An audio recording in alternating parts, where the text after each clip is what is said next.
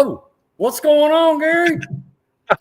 I'm just getting my stuff shut off and straightened out over here. Shut off and straightened out. I see Doug Perry and Matt Rave 1-2 waiting in the room when we went live. What's up, Doug? Doug and Matt Ray and two others. I don't know who they are. There's Jim Lauer watching. What? What? I saw you change that. Oh, that's so funny. Tiffany's boyfriend. I am them.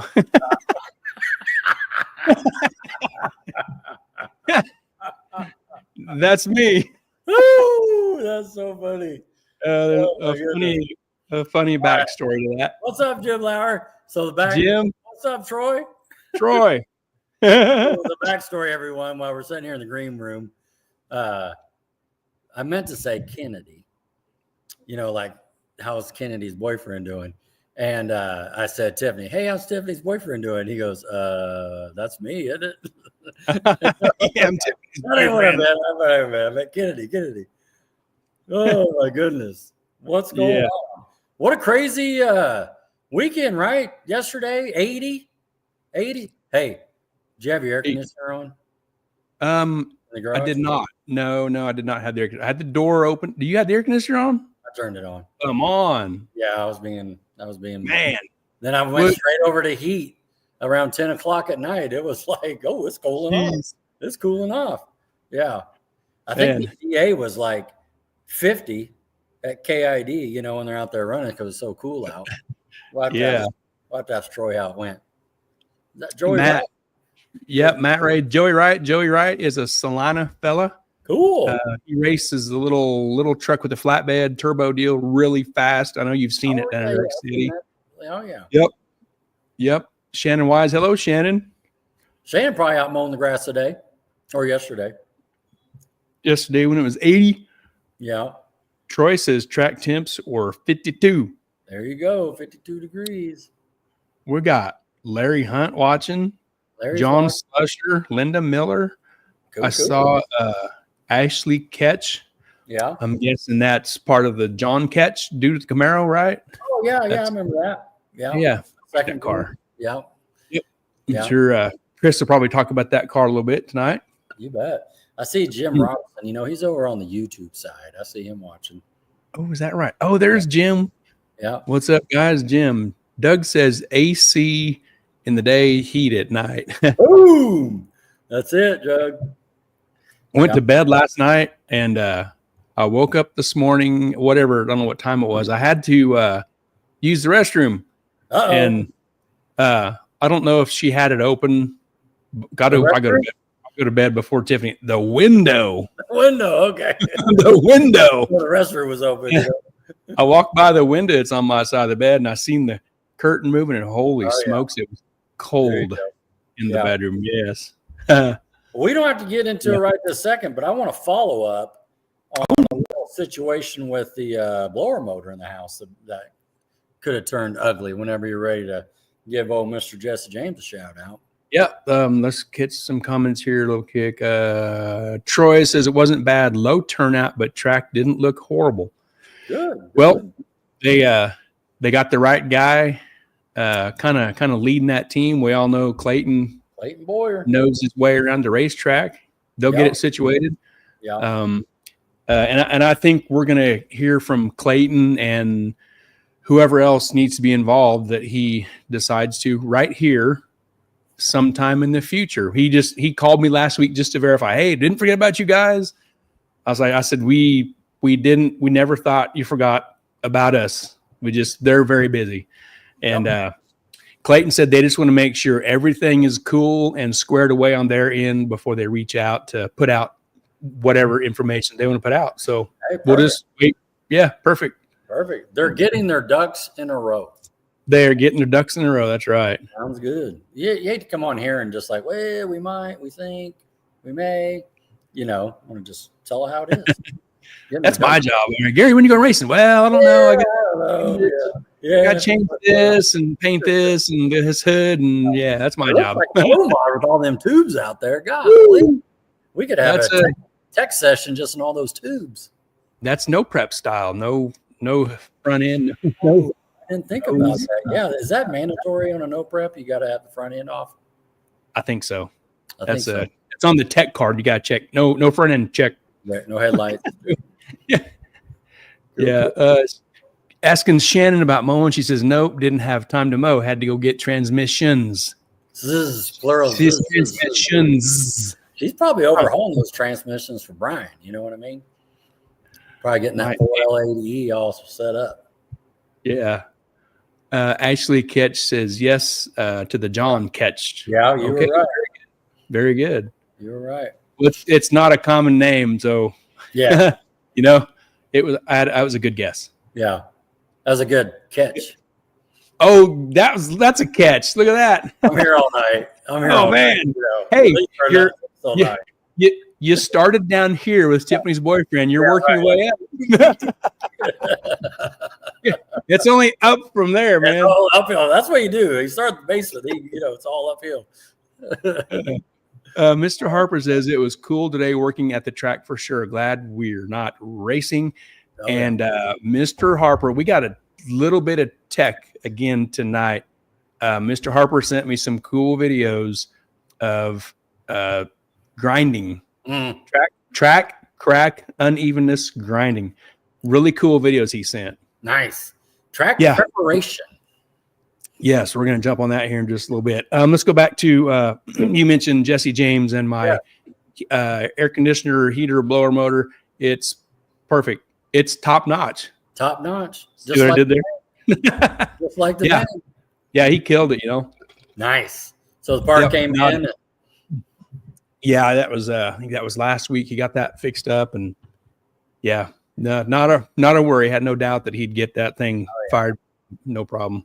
Good. 100% awesomeness. 100%. And the one that was in there was that system was new in 2010. So this big electric motor running for 15 years. It did his job. And it runs a lot. It ain't like it runs just on the heat side, just on the cool side. Right. It blows all the air. Yes, right. All day, all night. Well, good. Yep. Let's get all that straightened care of there with Top Notch. Yeah. Jesse for the win. Oh, yeah. Yeah. Oh, up here. Boom, boom, boom. Well, you ready to roll out a little bit here? And we'll roll through a few, and then we'll get Chris on, talk about his racing. Oh, I've seen some comments on the phone here. Hey, there's Brian. Brian Wise. Evening, fellas. Over there overhauling 4L80Es. Joe. Transmission, like he's building more than one race car, right? Oh, he's what Shannon said, transmissions. Yes. Yeah. On the Facebook side here, Joe Greer says, hi guys, 80 yesterday, just closed the shop doors at 43. Woo. What's going on? We're in Kansas. You know what I mean? Oh, it's crazy. Mm-hmm. Yeah. Nate Peters watching, Alex Davis, TJ Gatlin. Hey, TJ. Tim Alt, Nick Roberts, John Ketch, Frank Miller, Brian Wise, Danny Davis, Mikey Bones McDowell. That's a cool name. Oh, no kidding, man. Yeah. A radio host or what? Golly. That's a cool name. Yeah, he's got to be a race car driver. Let's give our partners a shout out before we get kicked off here much. Let's do it.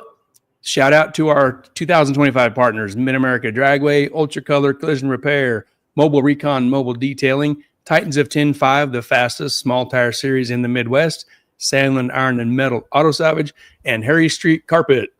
Thank you to these awesome partners being partners with us in 2025. Woo. Heck yeah. Titans of 10.5 starts up April 11th and 12th. Man, it's coming up. Oh, yeah. Oh, yep. You ready for that trip? I'm ready. We got the hotel booked. Got it locked. Is it hotel here? Waffle House here? That's exactly right. I actually, when I called them, I didn't say like, hey, is this the, Holiday Inn Express? I said, hey, is there a Waffle House next door? That's the go, no-go gauge. There is. Okay, I'm ready to book a room. Sorry, sir, there's not. Click. Park's closed. Sign out front. Should have told you. No Waffle House. Yeah, that's very important. I seen old Zach was pretty busy there. He was showing off on Facebook all the cars he was detailing this week. Rolling. Yep. Busy. Yep. Well, you're as good as he is. You're going to be busy. Oh, yeah. Lock that in. I need to go get a detail. I need to get some stuff cleaned up myself. Yeah. What are you doing next week? Anything coming up? Yeah, we got a little testing on Friday, a little race on Saturday at Mid-America Dragway. Can't wait to go down there and burn some rubber. Have a good time. Go get me a corn dog and some fries too while I'm there. Corn dog fries and a cheeseburger.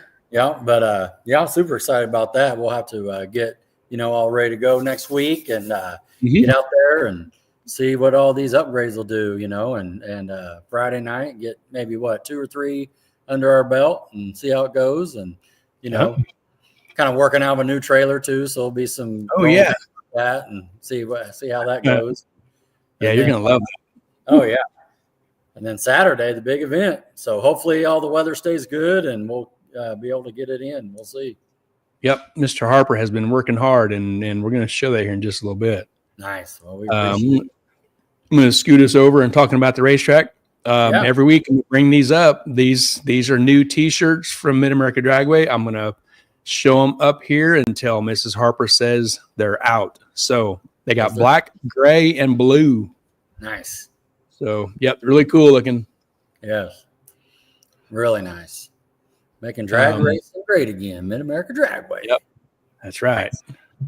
Cool shirt. I got 2 of them on standby, ready to go. There you go. Ready to pick up. This deal you sent me reminds me of you when you're in your yard and hear someone fire up a race car down the street, because it ain't my street. There's nothing running over here. Yeah, there it is. Ooh, brother. Fire it up, brother. There it is, man. Yep. That's your street has been fired up, hasn't it? Oh yeah. Yeah, we got 2 or 3 car guys down here, and man, we moved over here about 7 years ago, and no joke, when I was you get that time where you made an offer and you're kind of looking around, he's like, man, I bet that's a car. He had a gas station pump out in front. Yeah. I'm like, oh, that's a car, dude. And then there was another house that had an extended garage with a trailer on the side. I'm like, oh yeah, this is going to work out good. Yeah. So it was good. But yeah, fire it up. Let's go. Yeah. Let me catch this comment. This is my buddy Tim Alt down in Amarillo. He says, "Is Arc City just 8th mile?" Okay. Tim, it is 8th mile and quarter mile. Like I don't know what the classes break down at, but some of the bracket stuff is quarter, and some of it's 8. Yeah. Yeah. I've seen them run both, but like you said, I think it's what class you're in. Yeah. Besides that. And like the event coming up, I think the 12.0 index is the only quarter mile class. The rest of it's that makes sense. Is 580, 650, that kind of stuff. Yeah, you bet. Yeah. Columbia Street. Yeah, we used to live together on Columbia Street in North Salina. There you go. There's the race cards. Firing up. That's it. That's what he's talking about. Oh yeah, like we'd have a line of cars in the driveway. Oh yeah. Yeah, Mr. Harper, he says depending on the event. Yep. Very cool. Nate Peters. Where'd it go? Nate Peters says, will they have them in the big and sexy 4XL variety? That's a good question. That's a good question. That's for Mrs. Harper or Mr. Harper to answer there. Yeah, and Mr. Harper says we tested quarter mile last weekend. Okay. Yeah. Make sure. Let's catch just a tiny bit. Oh, man, there's right there. You know what I mean? I was just getting ready to mention Titans, and here's this guy. Yeah. What's up, boys? Just leaving the Mexican joint with the Foremans. Man, they're locked every Sunday night. Dang. The Foremans. Yeah. And that's where we're staying in Russell Foremanville. Yeah, Russell Foreman. Russellville. Yeah. Russell Foremanville, or Russell Foreman's the mayor. How can I help you? How many pistons do you need, son? Yeah. They got the tower. Remember we talked about the water tower? Yes. Yeah. There you go. Yeah. Mr. Harper says we do have 4X, but only a few. Only a few. Better go get it. Yeah. Just a little bit of Titan stuff. We've seen. I know where you're at with your stuff. You've made car noises. Here's Spaniac. I just seen this late this afternoon. Spaniac. He the substitute Maverick. He says our first race of the season is in 2 weeks. Yep. And he's got an empty hole there. Yep. We're getting ready to fill it. He's got plenty of time. Plenty of time. He's got 2 weeks. Yep. He might be out on a cruise or sitting on a beach right now. Who knows? I know. He was over there. Did you see that? Turtles. Yeah, I saw that. I'm going to have to ask him about that when we get to Centerville. Me and the girls went to Maui and swam with the turtles. Oh, yeah. Back, so I'm asking about that. There it is. Russ, the general is here. Woo woo. Yeah. He knows. Let's go. General Foreman. Chris's dad is watching. Okay. Oh, heck yeah. We're gonna get Chris in here in just a little bit. Hell yeah. Great stories coming. I've seen previous pictures. Now, Gary, what kind of motor will be in that Maverick? Fast one, a small block Ford. Ooh. Man. Oh, it's a fast one, no doubt. No doubt.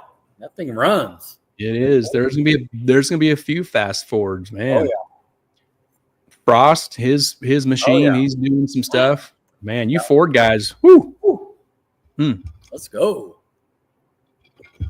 Here is Titans at 10.5. They made a post. Outlaw 10.5 racer Junior Surface last year, Mid-America Dragway preparing to make a run. Junior's awesome 4th gen Camaro has unlimited power on tap with a nasty twin turbo big block Chevy. Chassis and tuning duties by Tido Race Cars. That's Mark. Makes the Camaro a top contender. Come see all the Titans at 10.5 racers at Centerville Dragway, April 11th and 12th. See you there. Woo! Be there. Nice. Yeah. It's coming fast. No kidding. I remember a quick story when we were in Tulsa and Junior just laid it down. Don't quote me, but I thought he went like a 20 or something. Oh my goodness. Mark Tido was jumping up and down to the moon. And I was just kind of a few yards back from sitting on the wall. I mean, it was a lick. And he came over, just happened to sit right beside me. He just kind of catching his breath and stuff without jumping around. I was like, man, that's a good lick. He's like, man, we've been working on that thing. Oh, it was a good conversation, but that car runs. Yeah, it went out and put one down. Yeah. When you walk by it too, you look at it, you're like, oh, cool, it's got some bead locks, just keep going.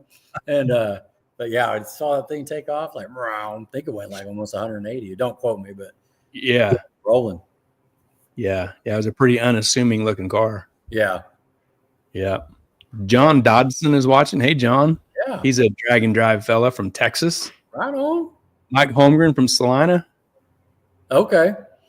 Yep. He's a bracket racer from way back in the day. Nice. Larry Hunt says, sounds like several of us testing at Ozark Saturday, myself included. Whoop, whoop. There you go. Cool. There you go. Where have you tested at, Rodney? Just up and down your street? Just in the driveway, That's good. Yeah. You got data logs. Oh, yeah. Come on out and test Saturday at Mid-America 2000. Yep, Friday night, Saturday. Mm-hmm. This is the Schultz Spare Change Scarlet. They got some pictures of their engine in the hole there. New engine is dropped in. Now time to remake the charge pipe and tweak a few things, and we will be ready to make engine noises. They'll be ready too. That's not a small block Ford. No. That's a nasty little one to watch for sure. One to watch this. Yeah. It's gonna be that limited class. It's gonna be fast. Yeah, it is. That's a nice little engine right there. It's a nice little third gen Camaro, right? Yep, Scarlet. And that's that LS he was talking about at PRI, and everything. And other pictures with those new cylinder heads and intake. I think it's that same intake from down under like you got. And yep. So those things are nice piece. Yeah. Yeah, Mrs. Harper says testing Friday at Mid-America Dragway. Sounds good. Here's last week we had a little Mocan news. There was doing a the first return or turn off on the track. Yep. And they posted the turn off 1 is done, completely rebuilt and widened, smooth transitions on both ends. Thanks again to Mason Logan Paving. Nice. So that's done. Upgrade. Nice upgrade. Yes. Yeah. We'll be there June 13th, 14th. Ooh, be nice and hot. Oh yeah. Yeah. There's Barry Peter late to the party. Barry, you're good. Yep. Russell says he's still waiting on a motor too. Not happy. Go get you one junkyard LSs. I'll get you one of the Suburban engines. That's what I'm waiting on, my Suburban race engine. And Mocan made another post. They said there exists a thing I like to call Mocan time. It's a phenomenon where something needs done, but due to a variety of factors, it takes longer than one would expect. However, ultimately, they do get done eventually. For those that will now ask to fix the last turn, that's up next, possibly. We've submitted a design to the contractor and will await a price. Nice. More fixing and upgrades. Very good. So it sounds like the customer had a request and they're checking into it and see what the is. That's all right. Yep. That's cool. One piece at a time. There you go. There's Mr. Tim Purdue. What's up, gentlemen? Hello, Tim. We got to talk to him a little bit throughout the week. We did. Yeah. Little extracurricular phone call activity. Yeah, that's awesome. Stay tuned. Stay tuned. Speaking of track upgrades, we've got some stuff from Mid-America Dragway and Mr. Harper and what he's been up to. He talked to us about, didn't he talk to us when he was on the show before the no prep deal about this grinder, right? Yes. This track did we grinder. name that grinder? Man, I don't know. Did we? I thought it was the Scrap Cutter 2000, but I don't know. Crack Cutter. There's Todd Bennett. Hello, Todd. Bud, saw you yesterday and Friday and Thursday and Wednesday at XRP there with Forever Grudge. I was watching him. Car looks awesome. Do something real quick here. What are you doing? Cashing checks? No, I just had to write something on my wall. Oh, okay. Cashing checks. So Mr. Harper was telling us about this grinder that he's going to fix the seams. He said where the concrete seams come together, they get a little peak on them. Yep. And it makes the cars unhappy. So this giant thing, I guess for a size reference, you can see that Sawzall blade right behind it there. But that is quite a piece right there. That is. God. Yeah. So this is what he's using. I don't know what the machine looks like, but obviously this thing spins and chops on some concrete. Oh, yeah, there's Ray Parsons. What's up, guys? Hello, Ray. Ray. So we got a few pictures. Yeah, he this is what he was looking at. You can see them joints across there. That's the stuff he wanted to fix. And these pictures are okay, but the video he sent is awesome. All right. Okay, here he is. He says it's a 10-inch wheel. Okay. There you go. So this chunk of grinding apparatus is 10 inches. Cool. Got some countersink bolts there to hold it on. Oh, got a level out. All right. Yeah. Yeah, I think he said this is a 6-foot level. Okay. That looks like a 6 foot, but maybe the level he was using was 6. But anyway, you can see the difference. And in this video, you can really see it. Larry says the Benford 6100 series grinder. That's tool time, isn't it? Tool time. Yeah. He also did some work on the water box. Cool. And that's that cleaner stuff there has been ground on. So right. Okay. Check out these videos. They're really cool. Harper sent. Here's the first one. All right, so one thing that we notice when we're looking at these is anywhere the rubber or the dirt has built up on one side of the crack, that gives us the indication of how high it is or which ones need to get worked on. Because as the drag goes across it, it rolls the rubber. All right. That's one. This is really good stuff. Here's another one. All right, guys, here's another quick video. This is what we're up against. Anytime you see a drag strip that the seams is doing that to the rubber, it's because the drag goes across it and peels the rubber off the high spot. So as you can see, look how much teeter-totter's in that 6 foot level. There's a 1/4 of an inch or better. So what we do to fix that is we're grinding down the tops until they're dead level. And this is what the finished product looks like. What's going to happen here is this thing's going to all fill in when we drag it. It'll be smooth as glass and fast as hell. Nice. Yeah, how about that? You see that level teetering back? You'll see it real good in another video here. Yeah. All right, guys, this is what we're working on this morning. So we basically found one of the cracks in the track. By putting a level across the crack, we've got, and I don't know if you can see that or not, but we got a pretty huge gap over here. So what we're going to do is we're going to take this grinder, and Josh and I are going to run across it until it lays out flat. We'll show you what it looks like when we're done. How about that? How about that? Man. See that gap underneath that level? Yeah. A little bit of dink, dink, dink. Heck yeah. Your car don't like that at all. No. Especially multiple ones. Yeah. I like what Matt Ray just said. You see that?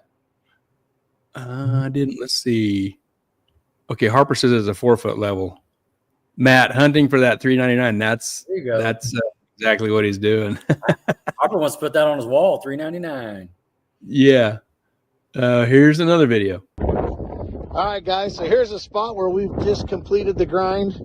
It's basically just knocking the top edge off of it. But as you can see now in the level, we're dead level all the way across. So that's the goal. We've been working. We've got all of that done already. We're working our way towards the starting line. We'll give you an update here in a little bit. Oh, that is awesome.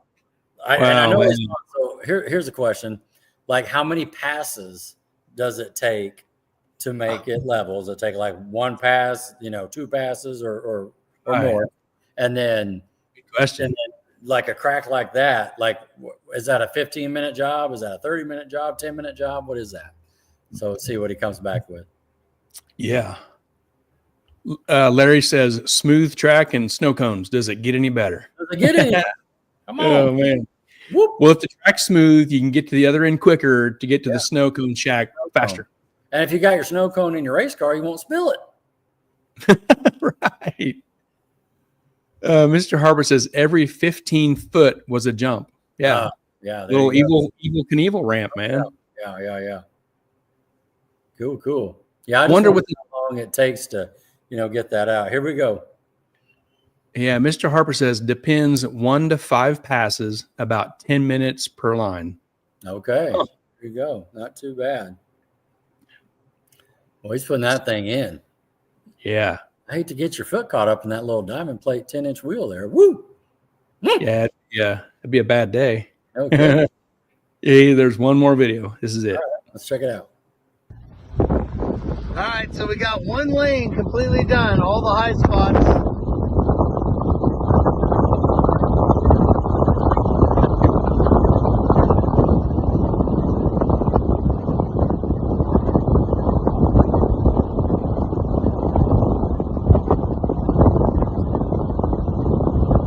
Pretty smooth, pretty nice.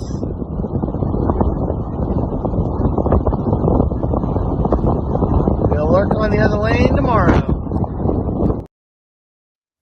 Nice. Man. And like he was saying, once he drags it and rubber gets down, that'll kind of smooth that in between that transition. So that's going to be very cool. Yeah. Man, Mr. Harper, he's killing it, dude. Let's won't stop. Let's have a little round of applause for Mr. Harper.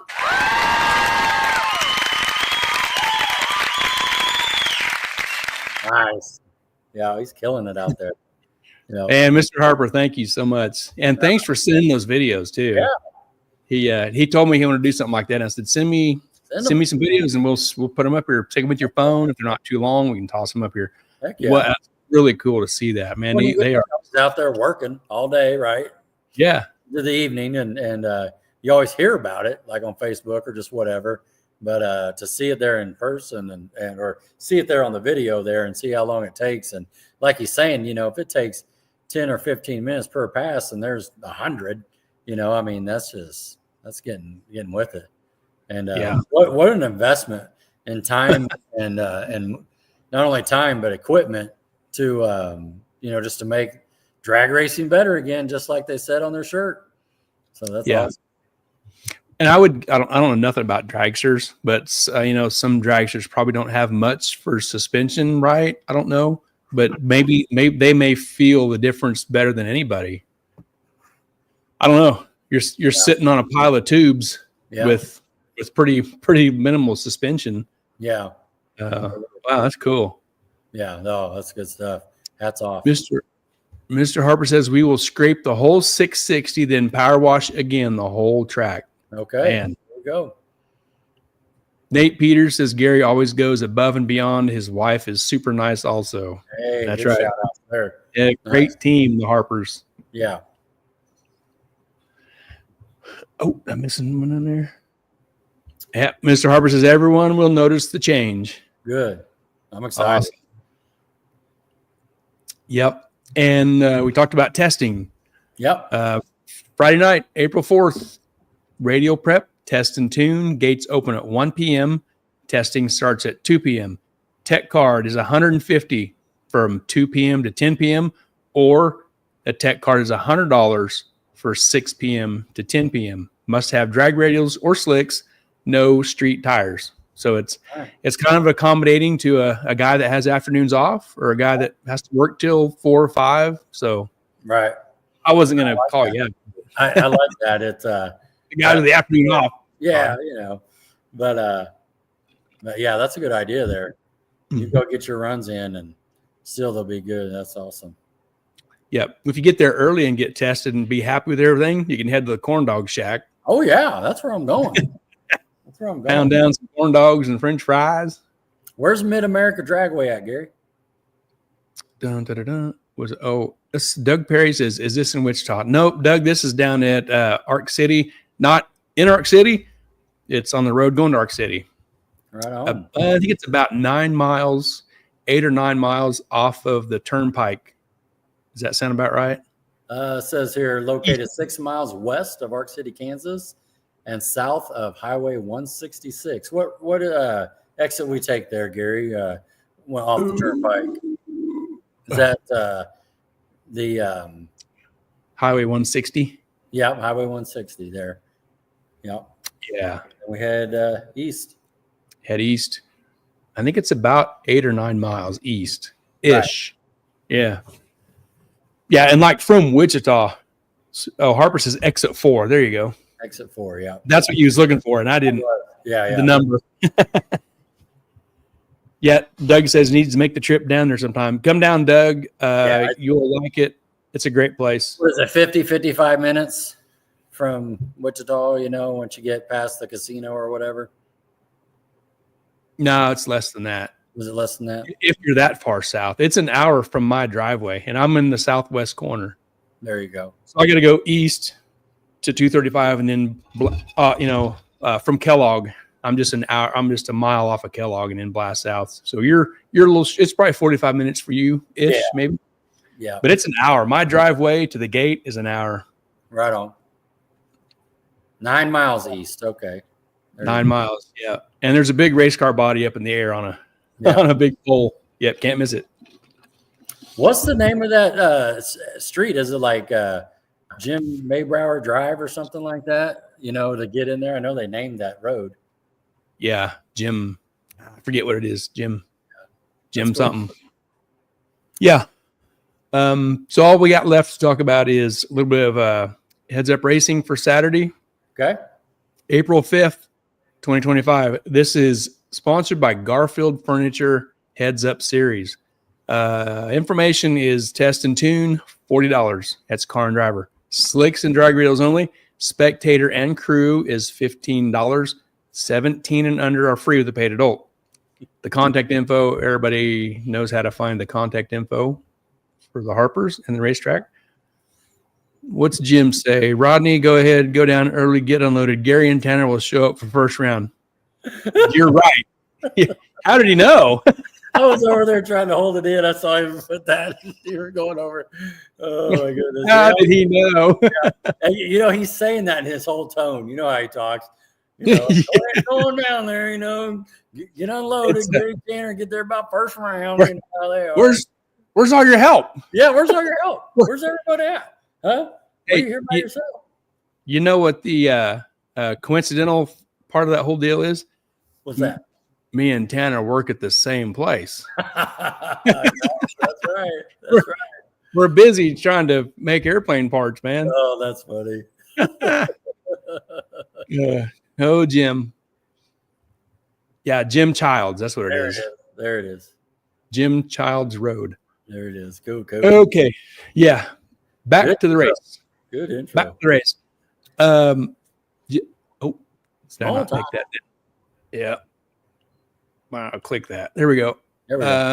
Small tire, 28-10-5 non-W, a slick, or a 275 radial. We all know that. Harper is the radial master down there. Must have an engine diaper, no wheelie bars.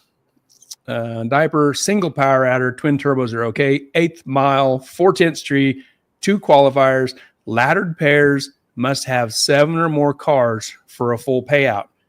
That full payout is $2,000 and the runner-up is $600. Your entry fee is $200, and we would call that, outlaw small tire, because we have another small-ish tire class called Limited 275. That's Rodney's class. Woo! That's Gary's class. Right. It's gonna be, well, if I ever get in there and get done. If people, yeah, I'll get there. Dang it. People leave you alone so you work on your own car? No, I'm all right. Factory roof, quarters and doors, back half only. It indicates a factory floor, steel firewall in the factory location. Factory front frame rails, bolt-in K-members are okay. 275/60 drag radial, 28-10-5 PBR, or 10.5 28 slicks. No W's. Small blocks, you can have any single power adder. Twins are limited to 76 millimeter. No reducers. Billet blocks are allowed. Big blocks, single stage nitrous only. No boosted big blocks, and must have engine diapers. Winner is $1,000. Runner up is $300. The entry fee is $140. Nice. Go get it, Rodney. Let's go. Race season starts. Let's do it. This is awesome. Larry says we've waited all winter. Racing season is here. Out with the cold weather, and I don't know about you, but it was cold here today. Yeah. and dreaming of spring, we finally made it. That's it. Yeah. Saturday felt like that. Yeah, Saturday was great. They got a 470, and you need to hit up Stahl Baker. Their 470 index deal for that info, but it's $1,000 to win, $400 runner up. The semis is $100. It's a $75 entry fee. That's a great class. Yeah. And that's put on by Bobby Stahl and Steve Baker. Yep. Mr. Harper says, as long as Gary gets done before I retire in the next 15 years. That's Come on, Gary. What's the over-under on that? I think it's doable. All right. Well, I don't have an engine yet, but that's not holding things up. There's just there's some details that got to be in place yet, and I'm not worried. I don't want to say too much, but it's going to be awesome. I promise. Absolutely. There's a 580 index, no throttle stop, no delay boxes, buybacks in the first round only, 8th mile, 4/10 pro tree, deep stage is allowed, no dragsters, 2 qualifiers. Winner, $750. If you're Charles McPherson, your name is going to be on that check. He's Mr. 580. Mr. 580. Runner up, $300. Semis is $125. Entry fee is $75. Nice. Yeah, Doug's laughing. Let's see. There's a 650 index. Pretty much looks like the same info. No throttle stop, no delay box. Buyback first round, only 8th mile. 5/10 pro tree. Deep stage allowed, no dragsters, 2 qualifiers. Winner, $650. Runner up, $200. Semis, $100. Entry fee, $65. There's a $750. Same rules. Winner 450, runner up 225, semis 75, entry fee $50. I'm scanning that real quick to make sure it is the same. It looks the same as far as the details, Yeah. Yeah, and there's a 12 index. This, I think, is the only quarter mile. No throttle stops, no delay box, buybacks in first round only. Quarter mile, 5/10 Pro Tree, deep stage allowed, no dragsters, 2 qualifiers. Winner 450, runner up 225, semis is 75, and a $50 entry fee. Nice. If you got a car, there's a class somewhere for it. Yeah, get in where you fit. Get in. Yeah. Yep. No, that's great. By the time my crap runs, yeah, I may have to just like fall into Bobby Stahl's 470 or a 580 or something. You know what I mean? Whatever. You're right there in limited. You got a looking LS there.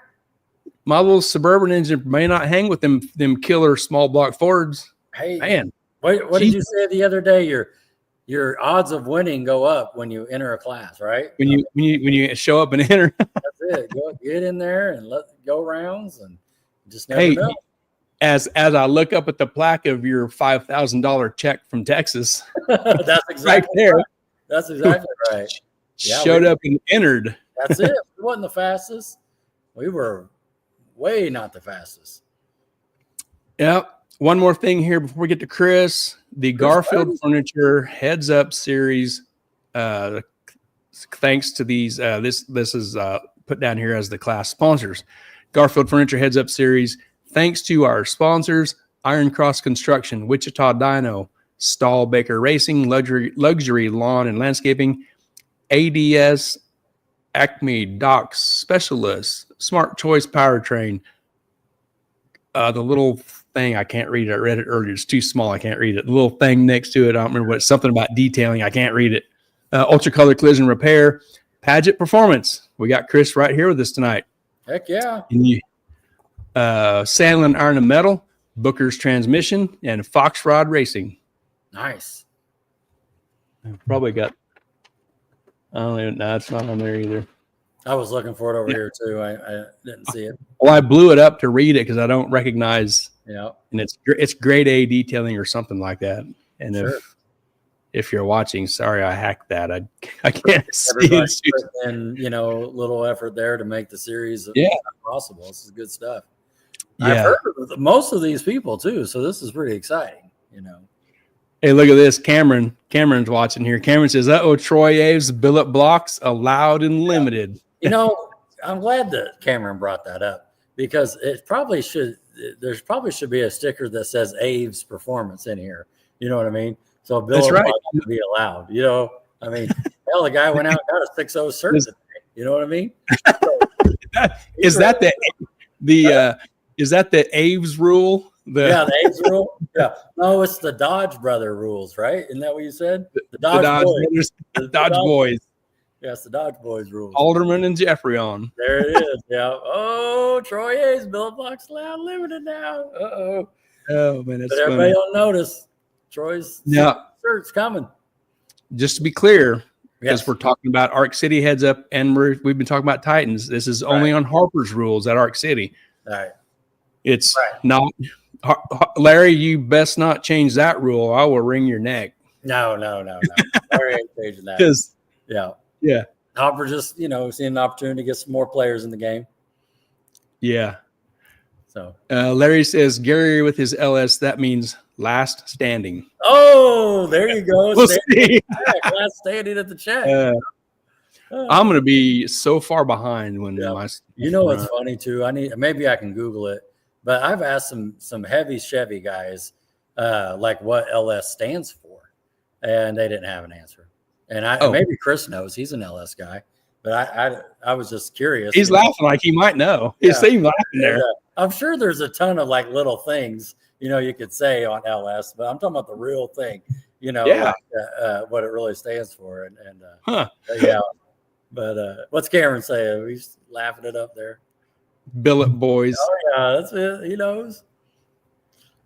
Troy says, Cameron, I'm scared of them limited Fords. Maybe I can still play with little nitrous guys. Yeah, I think he spelled that right too. He didn't say Fords. He said Fords. Fords.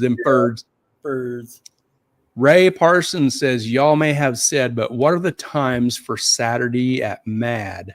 You bet. Let me catch this big flyer and see.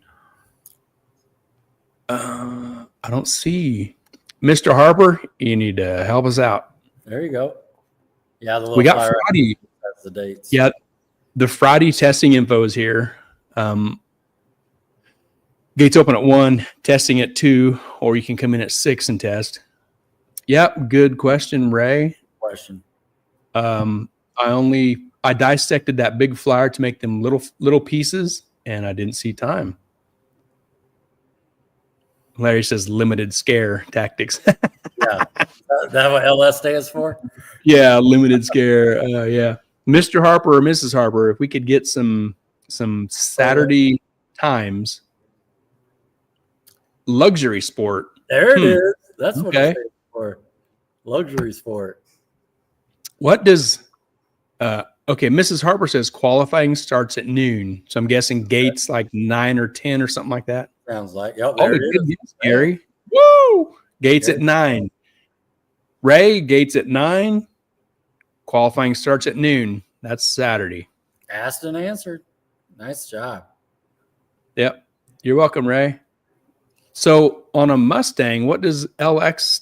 I don't have an LX. What does LX and all that stuff stand for? Is GT like Gran Turismo or something? Like that? So what does LX stand for? I thought it stand for limited something. Huh. Yeah. Interesting. That might be something we need to dig into and find out for some info, just for no reason, just for giggles. All right, are you ready to drag Chris in here and beat him up a little bit? Let's do it. He's probably asleep. And Chris, you awake? He's probably digging up his LS answers. Oh, crap! I gotta fix this. Hang on. Did you kill me? Hang on. No, I covered you up. There I am. There. I was trying to do too many things. Hey, Chris. Hi. I like to think of the LS as the Lord's secret engine. Oh, there it is. We call it the Lord's motor. Oh, that's great. The Lord's secret. Yeah. Oh, man. Well, Gary, I looked it up. LX stands for trim level. The LS designate a special trim level for the box body. You have GT, GLX, and GL. So different trim levels, but it doesn't say. The Mustang has a GLX trim level? Yep. That'd be like a Gia or whatever it was. Yeah. Huh. Back in the earlier ones, like 80, 83, and that sort of thing. Okay. What'd you call that again? The Lord's what? I'm going to write that down. The Lord's secret engine. Okay. Lord's secret. That's great. Yeah. You know, Gary, this is a good opportunity to talk to Chris because Chris used to have some box bodies. And if he's been inside a Ford motor and he's been inside an LS motor, we can talk about the same types of things that were going on that the Lord's secret robbed from the Ford. You know talk what I mean? About how it was stolen from the Fords? Is that right? Chris, what do you think? They're pretty similar. I mean, yeah. Chevy definitely improved upon the old Ford for sure. But yeah, they're pretty similar. I mean, there's guys, I haven't done it, but there's guys putting LS heads on a small block Ford, but I don't know what really is there to be gained. Obviously an LS head flows more than your typical small block Ford deal, but I mean, small block Ford, the block can be a limiting factor. Sure. Hey, I'm gonna pull up this comment here from Sean. This Larry can answer this. Sean McGee says Little Titans 4/10, and how many random numbers between 50 to 530? I remember that second question. Do you want to talk through it or just let Larry come in? That's actually a good question because I was going to ask what Little Titans was. Sure. Good. I've never got an answer online about it, but Larry should be here. a 530 index, kind of like the little gangster class stuff is. But I'll read it right now. Hey, I was thinking there's got to be 31 chips, but he narrows it down here. It says it's 4/10 and the chips are in tenths. Huh. Run what you brung, factory roof and quarters, 275/60, 28.105 PBR or 10.5 slicks no W. ET gap will be between 5.0 and 5.30. So there's your tenths. Breakout and force, ET gap will be chip drawn on the morning of race day. Must have engine diaper. There we go. There you go. Hey, Sean, are you going to come to Arc City? Because if you are, I'll bring your cylinder head to the racetrack. Oh, there you go. Yeah. So just a little info I need there if I need to load that cylinder head next weekend. Nate Peters says the Lord led Chris to the LS engine. Yeah. I actually went LS and then I went back to a small block Ford again. And then obviously back to LS. But yeah. Josh Rich says Chris touched my Capri yesterday. It's going to go real fast now. We'll get into that. There's a whole herd of works. That's great. Yeah. Well, Chris, thanks for coming on. We appreciate you coming in and hanging out with us. We're going to talk about your race career, everything you got going on, your shop, and that sort of thing. We got 2 questions we always ask. If you haven't seen the show, I'm sure you have. First question we always ask is, what was your first car that you drove in high school? So let's hear it. 1984 Mercury Capri RS 5-liter 5-speed car. Yes, that's what I'm talking about, dude. Those are so rare. Yeah, awesome. I wish I still had. I wish that when I was young and dumb, I didn't do a lot of the things that I did to it back then. But yeah, because it was super. It had like, I bought it wrecked and then fixed it when I was like a freshman in high school, and then. Is this it? Yeah. Okay. What color is that, Gary? Gary, what color is that? It's super fast white. Yeah. I mean, really? Come on. It even had the cool orange and yellow RS stripes and stuff. I mean, it was legit. Yes. When I originally got it, even had the bubble hatch on it still and all that, but I wrecked it and ended up converting it to a Mustang front end, and it was all downhill from there. What year is this when you had this and using your first car? It'd be like 99, 2000. Okay. Nice. That's what started it all for me. Did it have any go fast goodies? Oh yeah. I mean, the first time I took it to Ford engine, right? The first time I took it to the track, I broke the rear end because it still had the 7.5 in it. Right. Yeah. I was first time on slicks and coming out of the burnout box, it broke the spider gears. So I had to limp it all the way back home from Great Bend to Alden, which is, I don't know, about an hour drive. It was probably about 45-minute drive down back roads going about 5 to 10 mile an hour. Cause I didn't have a trailer back then. Yeah. Yeah. Yeah. Oh, wow. Me and Gary talk about the the 12-second starter kit, which includes some super lights and a Hurst shifter, of course. Yeah, drag lights, Flowmasters. Yeah. Profile shifter. That one never did that. It went like low 13s. It had the mile an hour. It's just, I mean, I didn't spend enough time doing it, but it went like 106. So it had the mile an hour if I really got after it. But yeah, heck yeah. I also didn't have any money back then. Do you have like GT40 heads or something, or? No, actually, starting out, we put some 289 heads on it. A buddy of mine in high school that's no longer here, he talked me into doing it just to add compression. And this was back before I knew a whole lot. And then it eventually had GT40P heads on it. Yeah. But awesome. Awesome, man. Way to good old days. Awesome. What's that, Rod? I said, way to start it off with the Mercury. Oh yeah, that's awesome. Yeah. That's the one that I started it all. I wish I had it back. I've actually looked for a replacement, but I haven't got too crazy about it. So it had the 4-barrel carburetor, right? Yeah. Dual snorkel air cleaner. Yeah, it was a cool car. Really clean tan interior. It only had like 80,000 original miles on it. Wow. I paid $300 for that car. Dang. Yeah. It's got some cool hubcap, looks like. Well, they were wheels, but they were ugly as sin. But yeah. Yeah. They look like some Walmart hubcaps. It eventually had drag lights on it. I just don't have those pictures. My first car was a Ford, but it was a Pinto. Yeah. But faster going backwards. Oh, man. Pinto. Cool, cool. Great answer. Great answer. That was a great. Made Rod's day. Oh, yeah. Awesome. Oh, man. Ooh, right color. So there's probably a few more pictures of them coming. All right. So you got this. Was you a Ford guy then? Was you I was pretty diehard Ford for quite a while. How and why? Like what? I don't know.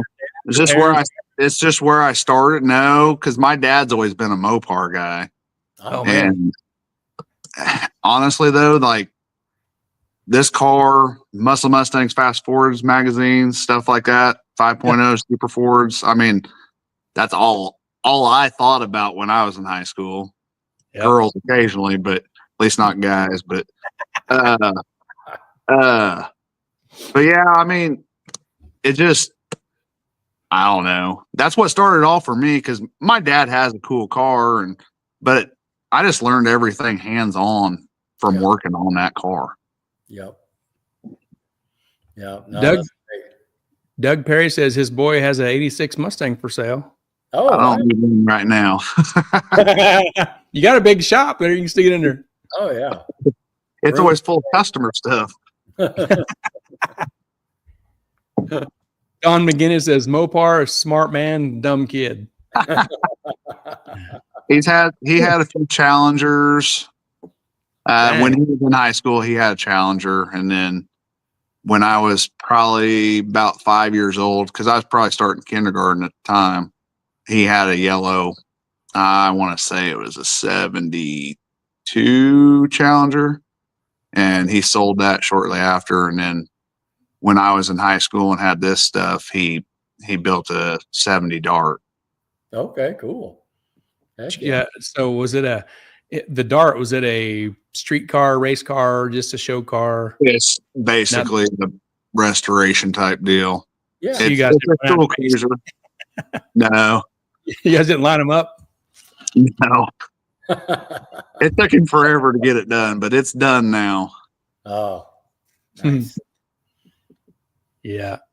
What was the car after this? It would have been a '86 notchback orange one. Okay, there it is. I bought that car for $100 and a case of beer. Dang. It was a V6 car. I drove it to my house. I bought it in Ald's like a small town. Like there's maybe 50 people. And I bought it in town, drove it to my mom and dad's house when I was still living at home.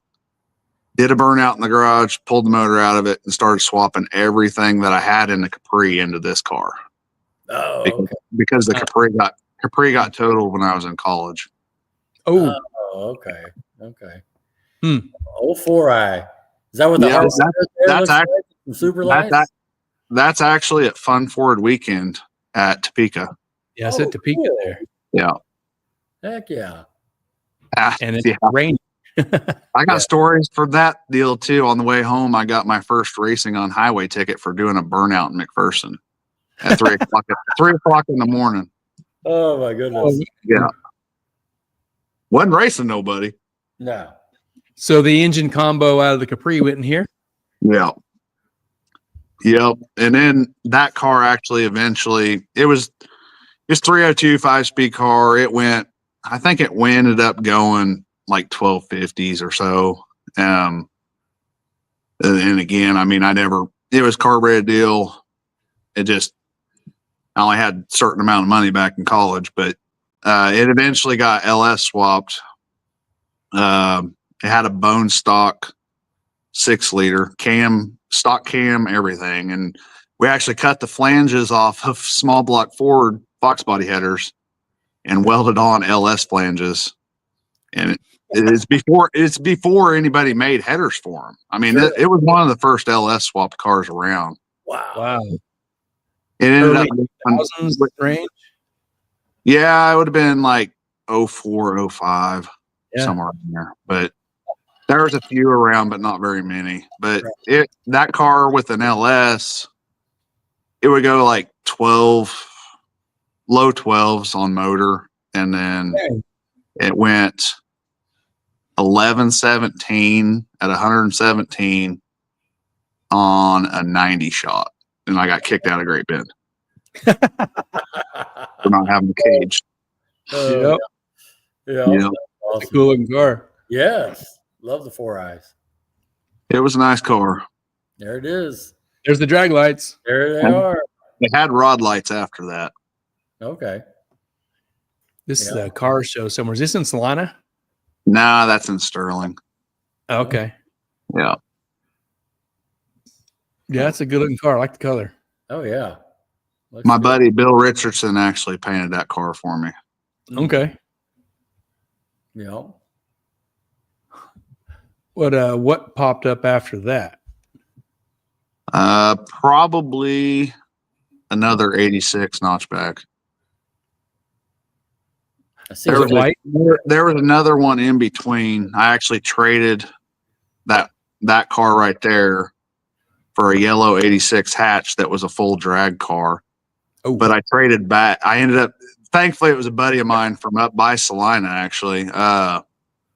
For the life of me, I cannot remember his name because it's been a long time since I've seen him. But Is his name Jeff? Jeff? No, it was a yellow 86 hatch. He bracket raced it. Okay. His brother actually owns, that Model A, yellow Model A that runs at Wichita all the time? No. It's got a turbo LS in it now. It didn't used to. But anyways, traded him and ended up, he willingly traded me back because his car wasn't any faster than my street car was, and I didn't want a drag car. So, and there's a long story behind all this. I don't know which one's after this, if it's the white car with flames or if it's the white coupe. Okay. It should be the white car with flames was the next one. Troy says Adam's car now. Mm. That might ring a bell. Turbo. Oh, yeah, it is. Yeah. He was at Wichita Saturday night. Okay. Yeah. Abby, is this your wife, Abby Padgett? Yeah. His name was Larry because you traded that car twice to 2 different Larrys. We're getting there on that one. Yeah. That's my other brother, Daryl. Yeah. Yellow T-Bucket. This is my brother, Daryl. My other brother, Daryl. Yeah. Oh, okay. I do remember. I remember seeing that yellow T-Bucket now. My buddy Jason Tappendick knows him real well. Yeah, I've seen that as well. Yeah. Here's this white GT. Yeah, I traded the orange car for this car with a blown up engine to my buddy Larry Deckard, and ended up building it was a 347, I think, or it was either that or 306 aluminum head. It had a Paxton Navi. I ended up putting a Paxton Navi 2000 on it. Oh yeah. Holly intake. Did the old Moats quarter horse, old school shit. I mean I ended up only racing that car one time. Actually raced True Radial against TJ Johnson, me and him in the finals at Wichita. Yes. And back then it went 1150s. I mean, TJ went 1130s on hard tire, and that's how it ended up. He won. But very cool. Did somebody in Wichita own this car? Yes. I don't know if it was a mock or. I think Shane owned it. Is that Rod? Does that sound right to you? It does. I think Shane owned it for a little bit. I think so. Yeah. Huh. And I ended up trading back for the orange car because he was talking about selling the orange car. And then finally I sold the orange car to somebody far away, so I couldn't get it back. And his name wasn't Larry? No. I actually tried buying it back. It's been a few years, but yeah. He wouldn't sell it back to me. So yeah. What did this Mustang run like this with the blower? I only raced it on hard tires and it went 1150. 1150s, man. Yeah. This is a rare picture to see a Mustang like this nowadays. Yeah, I know. Yeah. It had a C4 in it. It ran good. It was a cool car. Yeah. Nate Peters probably liked the flames on it. He's a big flame guy. Here is the white Capri, or not white coupe. Yep. Capri, white coupe. That was my last Fox body. All right. I had that car before I got the wagon. When I first got it, I got out of cars for a while after getting rid of the orange car. We did 4-wheel drive stuff and whatnot. And then decided I wanted to get back into it and bought this car from a guy in Hutch. It had a 306 with some old N351 iron heads, NASCAR stuff. Victor Jr. It had a T5 in it. Ran that for a while. It went low 11s on a little bit of nitrous, and then I ended up building this motor for it with Bill Richardson. It's a 408 cleaver motor. Yep. It had AFD aluminum heads on it. It had a faceplated TKO that I actually got from either Jesse or Tony Whitmore. It should probably have went 9s. I don't know that I actually ever took it to the track. We did mostly street shit with it. Yeah. But it was a fun car. And then one night we were going to take it to town to cruise around, and a rear facing car seat will not fit with the roll cage. And my wife was pissed. I was pissed. So I sold the car 2 weeks later. That actually to Doug Botkin. Yes. Okay. Yeah. Yes. And then Tony Whitmore ended up with it. And then I think he sold it as a roller, but I think it's still there with Tony and Cameron. Yeah. On right now. I don't want to speak out of turn, but I think I saw it. The engine bay looks really nice right there. Spent a little bit of time on it. It's white. Yeah. Hey, I want to go back to the GT picture real quick. This is the GT. Here's a comment from my buddy Dale in Salina. Dale says, most of us have burned our arms on that damn upper hose pipe, that upper radiator hose pipe. Yeah. My buddy Dale, he had some Mustangs in Salina when I lived up there, and we've been around the Mustang block back in the 90s.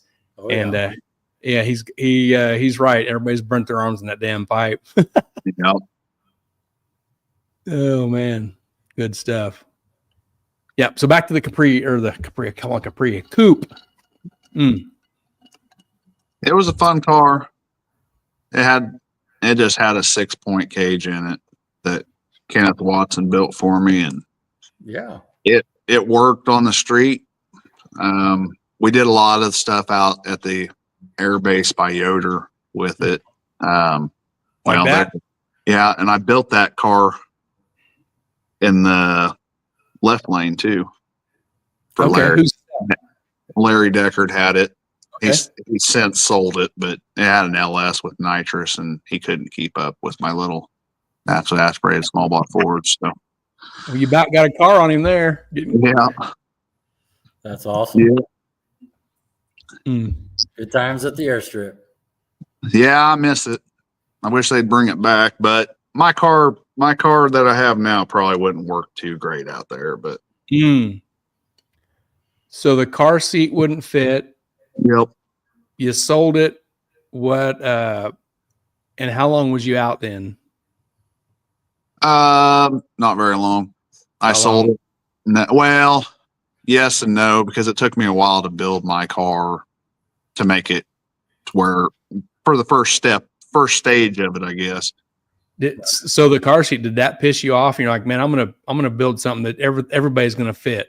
Yeah, because if you can't load everybody up in it, it's not fun for me. I mean, Right.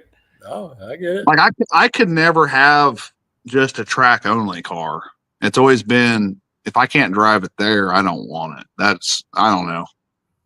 It's just the way I like it, I guess. Like I had that one drag car that one time and it didn't stick around for very long. Yeah. Where I think that's why drag and drive's so popular. You know what I mean? Yeah. Cruise it there, race it, cruise it back. Yeah. Go on cruise nights, that sort of thing. Yep. Yeah. it's a little sense of achievement too. Like it can do more than just race.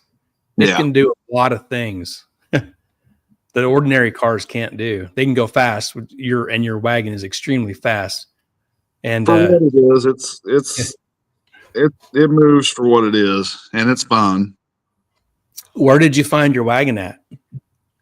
Guy up in Emporia.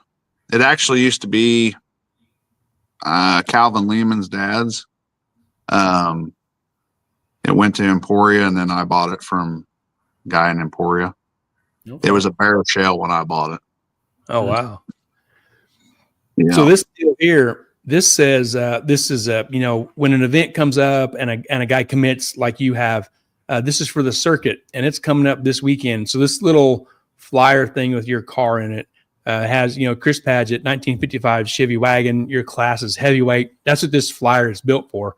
So and it has your car in it, and there's like 100 events every year for a drag and drive. There's a lot of stuff to do. So you've definitely found a love for that and pursue it often.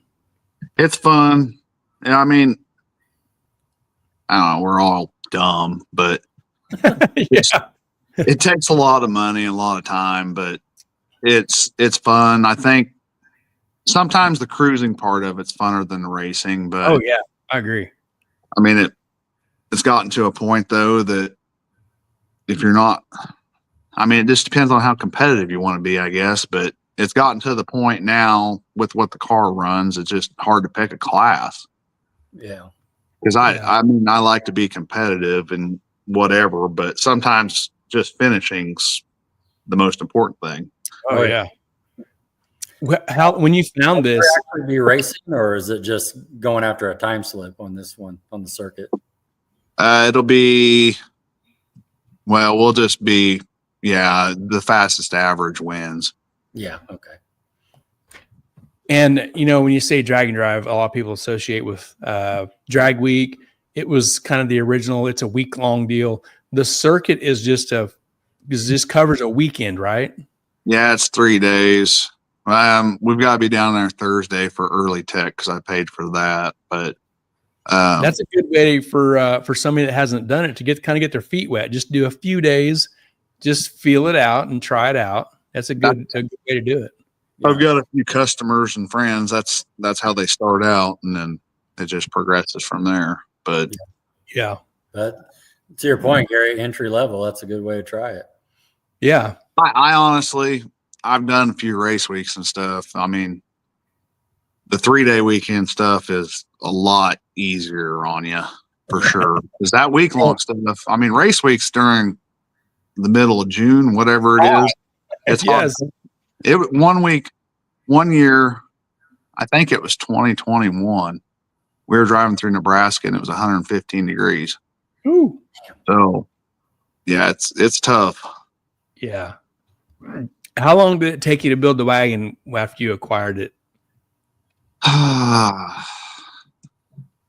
It probably sat idle for a while. I took the body off the frame. Thinking back, at the time, I shouldn't have done it, but thinking back now, I'm glad I did. But I don't know, 2 years, maybe. I can't remember. That's not bad. Did this patina, or did you do the paint like that on the patina? Everything but the front clip it's all original. The front clip I made kind of mad. Cool. Oh, cool. Good. But it's basically a frame off minus the patina. Cool. Did you got rid of the Mustang Coupe? You may have said, did you get rid of it as a turnkey car, or did you keep the drivetrain out of it? No, I sold it turnkey. Okay, so you had to come up with a lot of stuff to put this together. It took a little bit. But it was originally, when I put it together, it changed quite a few times before it actually left, or before it got done. But it was originally a 6-liter with a carburetor and a turbo 400. But before it got done, it was 6-liter with actual Phytech fuel injection and a turbo 400. It got a 9-inch from the start. The Phytech didn't last long. I switched it to Holly, and then the best. Ooh. Yeah, and then we switched. For my first race week, it was a naturally aspirated 6-liter with Holly and just a BTR cam. I mean, it wasn't anything special. Turbo. It had a FTI Turbo 400 in it, but that race week we ended up 90 miles from finishing it. Oh no. We smoked the transmission due to a converter failure. It just wouldn't go anywhere. We were in the mountains, and we were 90 miles from Vandermeer. Man. Yeah. We drove it to Denver. At that time, we just had the 2 boys, and one of them was with us. So we were stuck in the mountains, and then my buddy Jeff Zerr came along in his Cadillac limo and saved us and let me borrow his truck and trailer, and we pulled it home and had to return all of his stuff, but he drove his car back. Oh, okay. Man. Yeah. 90 miles. Tim Purdue says, I dig the wagon a lot. Everybody digs the wagon. That's super cool. Yeah. Yeah, they're so different. Yeah. Jack Crawford says, last summer at Rocky Mountain Race Week, Thunder Valley was brutal. Yeah. Thunder Valley is always brutal in the summer. I fell asleep for a while. I wasn't feeling it. I rode along with him last year. I was co-pilot. It was pretty bad. We got a tech tip here. Newsflash. Josh Rich says, I'd go Quadrajet before going Phytech. Well, this wasn't the actual little Phytech throttle body deal. It was the actual full Phytech LS deal, which it worked okay, but the tunability wasn't great. That's why I switched to Holly. Sure. Yeah. That's good. It's actually still got, I'm trying to think now how long I've had this car, but I've got the same Holly in it for the last 6 years, I think. Which is pretty good for a Terminator deal, but yeah. So you use Holly Terminator still? Yeah, it's the X Max deal. Okay. Cool. I don't necessarily need the X Max anymore since the transmission's all full manual, but awesome. We're gonna zip along here with some pictures. You sent some pictures of the drag and drive stuff you've been to. And there's the big lamp. Oh, that's that. Shoot your eye out, kid. We drove down to King of the Open Road. It was probably 2 years ago, and that's at Thunder Valley. But that's actually at Chickasha. That's right. Okay. Buddy, we left here. It was just me, my buddy, and my wife. Which my wife's been on every single drag and drive I've done. And that's awesome. Good for her. But we drove through whatever town the Twister Museum is in Oklahoma. He made me drive through there so we could stop there. And then this this was in November, so it was cold, and the car has no heater. And then he made me drive all the way to Chickasha just to see this leg lamp before actually going to Noble to meet up with my buddies, which that night it actually ended up snowing on us. So the next morning when we woke up, it was kind of brutal, but wow. Good times, good memories though. There you go. Nate Peters says, "Hey, that's me. That's him back there." The black. Yep. Wakita. That's it. Oh, okay. Yep. This is you, and is that your wife at Thunder Valley? Yep. That's the same King of the Open Road. Yep. Okay, cool. Is that you in the Santa? No, that's Nate Peters. Okay. He has many different talents and many different costumes. Well, he's got Santa Claus, and he plays Santa Claus for a bunch of like nursing homes, and he actually did it for my kids at school this year too. But he had this. I wish I had sent you guys the video of it, but he had this bright idea to do burnouts with Santa, and it turned out cool. But that was that was a good time. That is awesome. Yeah. So there's a tree up there. Did you go get it? Yeah, I built a roof. I cut that out of my pasture out back. Okay. It was a little. It's a Christmas tree. Yeah. That ain't like the one on the Griswolds. No, like Charlie Brown. That was when I still have the roof rack, but that sweet patina place, actually one of the only sponsors I've ever got. They sponsored me those roof rack mounts, and I built the roof rack to do my second race week. Okay. Cool. I still have it. I just don't hardly use it anymore. But you pull a trailer, right? Yeah, it's became way easier to do it with a trailer. Yeah. That way you don't have to unpack everything every day. That was going to be a question I was going to ask you: trailer or no trailer? Because you got a wagon, and I've been there with the wagon with Keith when we did our first one in 2012, and we had the kitchen sink packed in his wagon. Yeah, and so you got to unload that shit every day and shove it back in. We used the roof rack. We used the roof rack that year, and then we had a little trailer hitch thing to haul fuel jugs and stuff. And we were just worn out on that race week when we did that. Yeah, and that's a little rack there. Yeah. I think everybody, to appreciate a trailer, needs to do a drag and drive without a trailer. Yeah, because really, and it depends on how serious you are in your competitiveness, because it's a giant time factor also. Mm-hmm. Yep. Well, like you're saying, Gary, if you're unloading that and loading it back in, you got to put everything exactly just right so everything refits back in there. You know. Yeah, we had a ton of stuff. Like everything that Keith had that I had a duplicate of. I'll be right back. Yep. We took it. Keith had Big Stuff 3. Yeah. It was a Ford engine. I had a Big Stuff computer. We took it. I had a small block Ford camshaft that I got from Mike Genovese because I bought his stuff that used to be his that Ryan Martin owned, and I bought from him. We took a spare camshaft, a spare digital, I think it was a digital 7 ignition box. Sure. All the stuff he had that I had, we took as spares.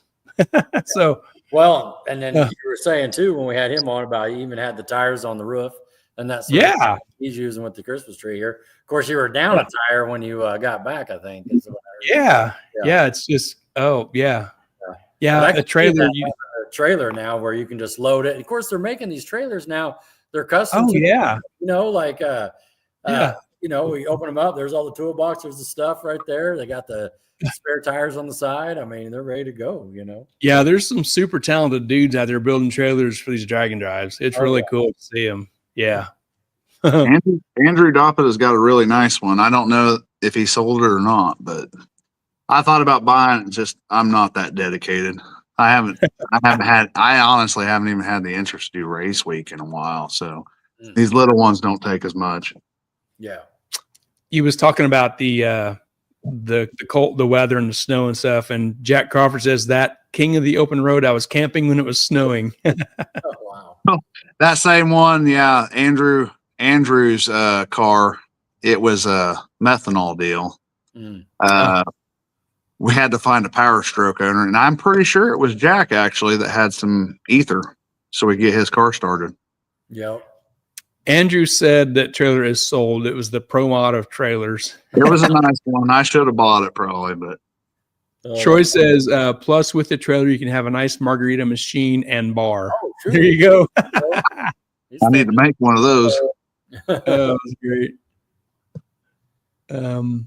All right, moving on to the next one. There's some lunch on a tailgate. Yeah, that's actually at Salina at Cozy Inn. I was going to say. Hey. That was the first time and the only time I've ever had it. But we went up there. We went up there with Brandon Wayman and Jim Elliott. We cruised up there and went to the garage and then went and ate some burgers. Oh, and Larry Deckard was there with his 57. Hey, Chris, check this out. Rodney and I went up to Advanced Engine. We spent some up there with Mark. So we was leaving and it was time to eat. Rod's like, you want to get something here? You want to go to Wichita? I was like, let's get something here. He's like, where should we go? I said, go downtown. We'll go to this little burger place. He'd never been there. I lived in Salina for too many years. So I told him where to go. We pulled up on the curb. We get out and we look in the front door. The place is packed. We go to the north side where the window is. And so we're hanging out. We're going to order there. So I know what I want to get. Rod goes, do you get blah, blah, whatever. And I know Rod has never been there. And then luckily before we attempted to wait in line and place the order, I remembered Rod doesn't do onions. Oh, yeah, that's a bad place if you don't like onions. Yeah. Oh, that smell just does not leave either. I said, this ain't gonna work. They will not make it for you without onions. We gotta go. Yeah. The cool place was cool. Seemed like there was 50 people outside just waiting. Oh yeah. No, it's crazy. I mean that's the only time I've ever been there, but it was good, but it was just the experience. Yeah. Oh yeah, for sure. Yeah, and we need to go to that garage as well. The garage is cool. Yes, for sure. Rod, we need to plan that sometime when we go see Mark, like to plan that for a little bit of time before we come home to go in there and check it out. I've been in there before. It's really cool. You would like it. Cool. Yeah. What's Nate saying about the onions? Nate says the car smelled like Cozy Burgers for a month. That's right. That is a fact. That is no joke, man. You can see his sweet little pink wagon in the background. Oh, yeah, we see you guys. Yeah, if you want to punk your friends, get them a sack of Cozies and just stash them in the car somewhere and leave them be. Oh yeah. Yeah, they're pretty good. It's a fun little novelty place. It's pretty good. Yeah. Do you see Chris, they're getting harassed by the city right now? Like literally? Yeah, for some painting sign or whatever. Yeah, I've seen that. Silly government stuff, right? Yep. This is a cool picture. That's the same day. Talk about this. I'll be back. That's at the park. That's just in the parking lot at the garage. Okay. So how many is there? Is that 3 or 4? Is there one behind? Well, there's 4 there because it's Larry Deckard's 57, my car, Nate Peters' wagon, and then Jim Elliott's wagon. Okay. Yeah. Those other ones have the LS swap as well? Larry's has a 6-liter with the Pro Charger. Okay. Nate's car has a 5.3. And then Jim Elliott's car, I'm pretty sure, is a tune port fuel injection deal. Oh, sure. I'm pretty sure. Oh, that's cool. Great picture there. Yeah. It's good times. We cruise down the interstate down there. I mean, I don't know. My car makes decent power for what it is, but having overdrive and cruise control and all that stuff and just being able to drive anywhere that I want is a big ticket for me. Yeah. Yeah, absolutely. I think every one of those cars has overdrive and everything. Yeah. They all got the 4L80E, I'm assuming. No, Larry's car has a 4L80. I actually built that car at least 8 years ago. And then Nate's car has a 4L60. Oh, for now.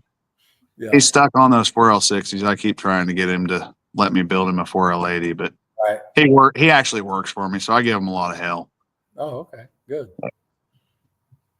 Yeah. I built Larry's car, and man, I'm trying to think how long ago it was. It might be like 10 years ago in my dirt floor garage in my house in Alton at the time. Oh, kid. Yeah. Still going. That's pretty cool. Yeah. It's progressed along the ways. It started out as a naturally aspirated LS stroker deal with a carburetor. Okay. And then now it's got it's just a 6-liter with Holley EFI, Pro Charger, 4L80, 9-inch. I mean, it's a cool car. Dang, that sounds like same package Brian Wise is putting together for his Malibu now, basically. Yeah. Yeah, awesome. What's Dallas saying? Dallas says you rebuilt that thing several times, all the upgrades he's done. There you go. Yeah. That car's he's changed his mind a lot. It started out as a naturally aspirated. It was actually a LS1 stroker deal and nitrous and a power glide. And it was decently fast. It went, I want to say it went like 1150s. And then it went to a naturally aspirated 6-liter, and then we put the Pro Charger on it with Vitec. We'll go back to that again.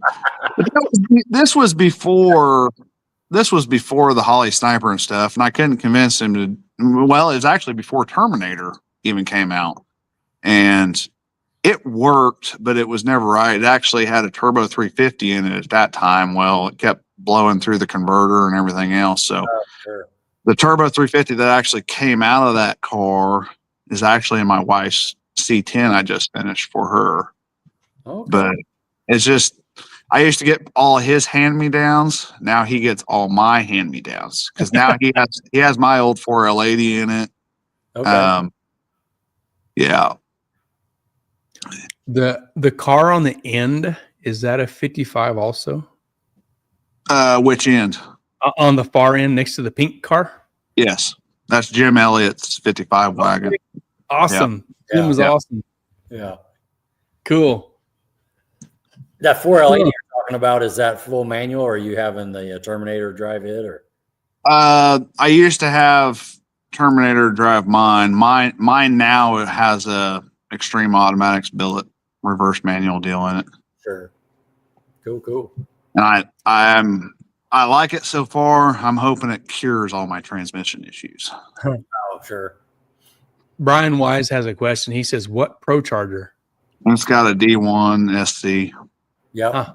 It's before the D1X and all that stuff came out, but reverse or standard? Standard. Yeah. Brian's over there taking notes. Yeah. Well, I was talking to him last week, Brian. I know a guy that's got a D1X reverse. He's trying to off-road, and Brian's going with the same one that Tim's got. I think it's an F1 A94. I don't know. I don't know him. F1A. Yeah. If I had that car to do all over again, and I'm actually the one that talked him out of it, I would have done an F1. Okay. Or the D1Xs now are pretty capable. Yeah. But I'd still do an F1. Okay. Pro Charger talk. Pro Charger, man. Yeah. If I had to do it all over again, it would have a turbo. But there we go. There you go. Yeah. The Lord's Power Adder. Yeah. That's a great picture, man. Great memories there. Yeah. That's at King of the Open Road. That's my buddy Jeff Zer's old Mustang. Cool.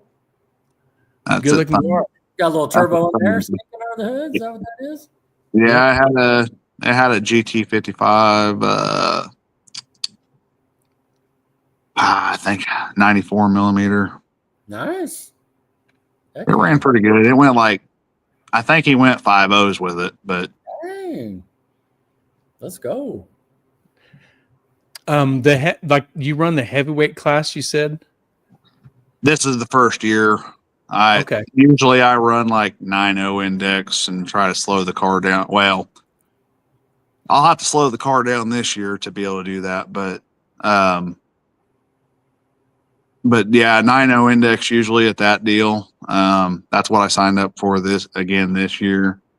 Heavyweight at the circuit. We'll see how that goes. It's going to probably be between me and Jack Crawford, and he better get his shit together. There we go. Calling out right there. Yeah, call out. I don't have my stuff together either, but I put it on the bumper. So, hey, Brian Wise, here's some info from Tim Purdue. He says, Brian, my F1A 94 might be up for sale soon. Oh, here we go. He hadn't even got it together. He's already moving parts. If a sale transitions through here, we get some kickback, right? 10%. We get some commission. Yeah, we get commission, right? Yeah. Oh, good stuff. So that is the heavyweight class something you campaign for, you sponsor, or how did that get put together? Actually, Jack actually pushed for it because cars like mine and he's got a Ford LTD. I'm sure we'll see it later, but they're heavy. They're both fast for what they are, but we can't compete in small tire. And then I don't fit hot rod class anymore because of bead locks, which is retarded. Is that in the rules? You can't bead locks in hot rod. Okay. It's a safety deal. I was trying to run with normal wheels for a while, but when you're trying to leave that hard with that heavy of a car, it spins the tire on the wheel. That's all there is to it. Yeah, right. It was spinning the tire halfway around on the wheel. So, so I don't fit that anymore. So we came up with this, which this class is in Street Car Takeover, Texas 2K, all that stuff. So yeah, we saw that. Yeah. I think Jack has a response here. He says, with it being 8th mile, he's got the advantage. Oh, yeah. I'll make a little more power this year too. So we'll see. Yeah. He also says any safety stuff shouldn't count against you. Yeah. Sure. No, me and Jack are buddies. I told him I don't get too competitive, but we'll see. Right. That's how it all starts.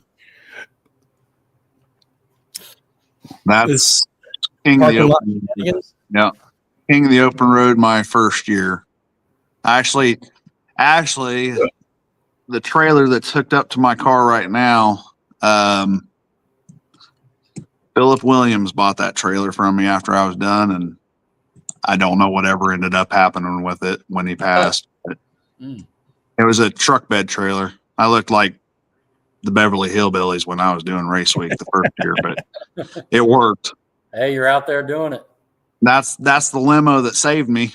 Jeff Zer's limo. Oh, okay. It was a turbo LS deal. It was, man, I got so many stories from that first race week. It had bullhorn on it and everything else, and we shotgun beers out of the bullhorn in the parking lot at the motel. So many stories. Oh, that's awesome. That's sand and sleigh balls, Camaro in the background. Okay. Yep. John Ketch says, if you can't beat them, make your own class. Yeah. You know, I don't honestly know that John's actually beat me. Every time he red lights against me, he leaves the day early. Oh, man. What is the minimum weight for heavyweight? 4,200. Okay. Yeah. Heavy. Supposed to not add any ballast. I told Tim he could add some if he wanted to really race with us, but yeah, he told us he didn't want to do that. He didn't want to add weight. He's scared, so it's all good. Oh, look at that trailer back there at the topper. Yeah. That's like a Willie's Jeep trailer, I think. That's Andrew Doppada's old car. Okay. Yeah. No, that's the same year, first year when we were shotgunning beers. That's in La Junta, Colorado. Okay. Huh. See that there crowd of limo there. A dust storm actually hit us right before we got there. That's why we stopped there instead of actually going all the way to Pueblo, which I'm glad we did because Pueblo's not great. Nah. Yeah, Pueblo's something else. Yeah.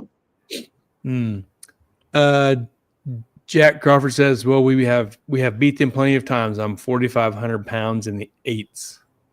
Yeah.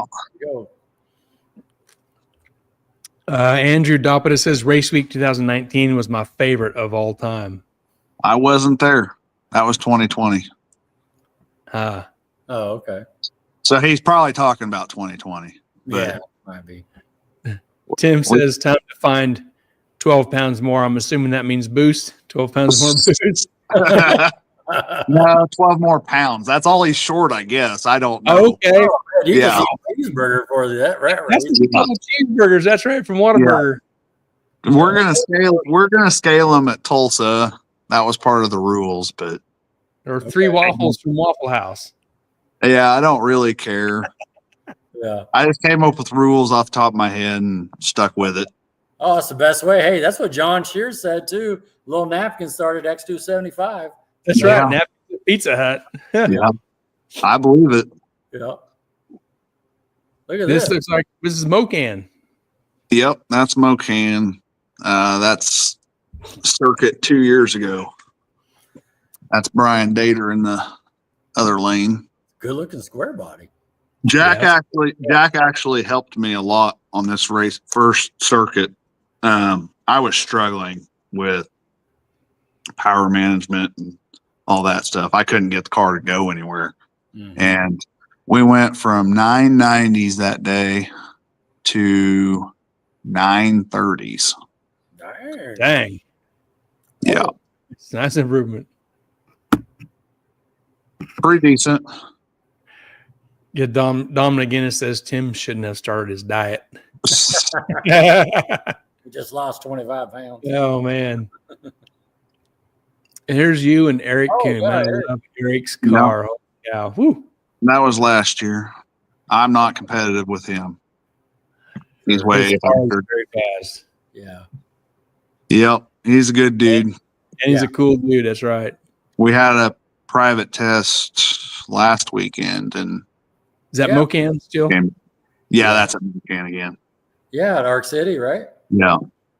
Yeah, I remember that. We saw some videos, and you and Eric. He's having some issues, but he'll get it taken care of. Right on. Yep. That's Mocan. Yeah, Mocan on the circuit. That's me and Larry. Yeah. 2023. There's the Mustang and Andrew Doppada and you. Yep, that's King of the Open Road. That's it. Either Twin Peaks or Hooters. They had a little car show gathering the night before it actually started. Cool. Yeah. We had all the Amish boys with us, the sleigh balls. Okay. I still don't know what they thought about going into Twin Peaks that night, but poor guy. They're good dudes, man. Yeah, they are. They've raced a bunch out here at Wichita in the past. Yeah. Is that Brutus? Is that what that is? That's Brutus. That was on the circuit 2 years ago. I didn't finish the circuit last year. I trashed the converter after the first day, and then that led to more transmission issues the whole year, basically. So I think I have all that behind me. Good. I've learned a lot about 4L80s. Is this a current engine bay picture? Yeah, that's the current one. Okay. There was a lot of stuff changed this year. We went from air to air to water. I'm actually a tick dealer now. That's a tick intercooler. Okay. What fuel do you run? E85. Okay. Recessed the firewall. Didn't move the engine at all. I just wanted more room to work on things and to clean it up. What else did I change? I just fixed the hot side. There wasn't a lot of changes. It's a new engine. Andrew actually put it together and did the machine work and everything. It's a 398 square port deal. It's making more steam. I think I found the limits of 4-inch exhaust. Because my exhaust runs all the way to the rear axle. Okay. I made a new 5-inch downpipe that exits. It's just for testing. It exits right behind the rear front tire. I don't really care for it there, but I don't really want to punch a hole in my fender or my hood right now. So last weekend, Saturday, I ran it with the 4-inch. It went a new PB. I know it probably has a little bit more in it, but Sunday, I literally just switched from the 4-inch to the 5-inch, and it stood on the bumper. So same tune-up, same everything. Yeah. We showed that video last week. You want to see it again? I kept it loaded in here because you're going to be here. All I said when it came down, all I said, "What an idiot!" Every time I touch my car, I say that. What an idiot! Here's that video in case you missed it last week.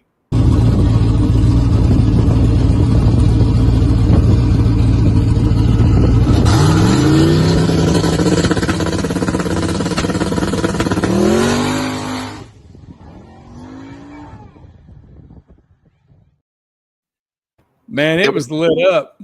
Yeah, it wasn't supposed to do that. But old Gary Harper's track prep's a little phenomenal sometimes. So, well, most of the time. I should have tightened the front end, and I should have done a bunch of things. I should have two-step checked it and seen how much it made. Well, it made 4 more pounds on the brake. So that's what it did. But it is what it is. Live and learn. It's back. Change the oil pan, fix the diaper, all that stuff. It's back together. Quick fix. Drove it to Solana yesterday. It's good. So. Oh, good. That's good. Heck yeah. What is this? Andrew Dopita says, how many ratchet straps are you tying down the front suspension for the circuit? I've got it turned down. I can always run it with the exhaust it has. I know what it'll go, and it should be enough to outrun Jack. So that's really all that matters. But I'm retarded, so I'll probably turn it up. I really think it's got a lot more left in it. I really hope it goes like 530s this year. We'll see. Oh yeah. Well, finding a track like Harper can put down on a drag and drive will be pretty tough. Yeah.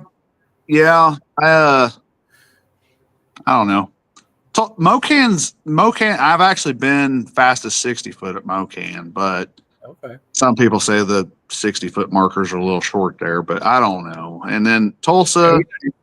He's on your back tires last week. Yeah. Yeah, and it still went a decent 60 foot. A 46, right? Was it 146? Yeah, 146 on the back tires. I don't know what the I haven't been 120s yet.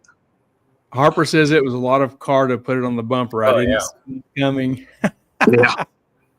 Harper did some damage last week. He was, he was testing bumpers and oil pans and everything. He's got that track scraper though. He fixed that right up. I really like the Harpers. They're super good people.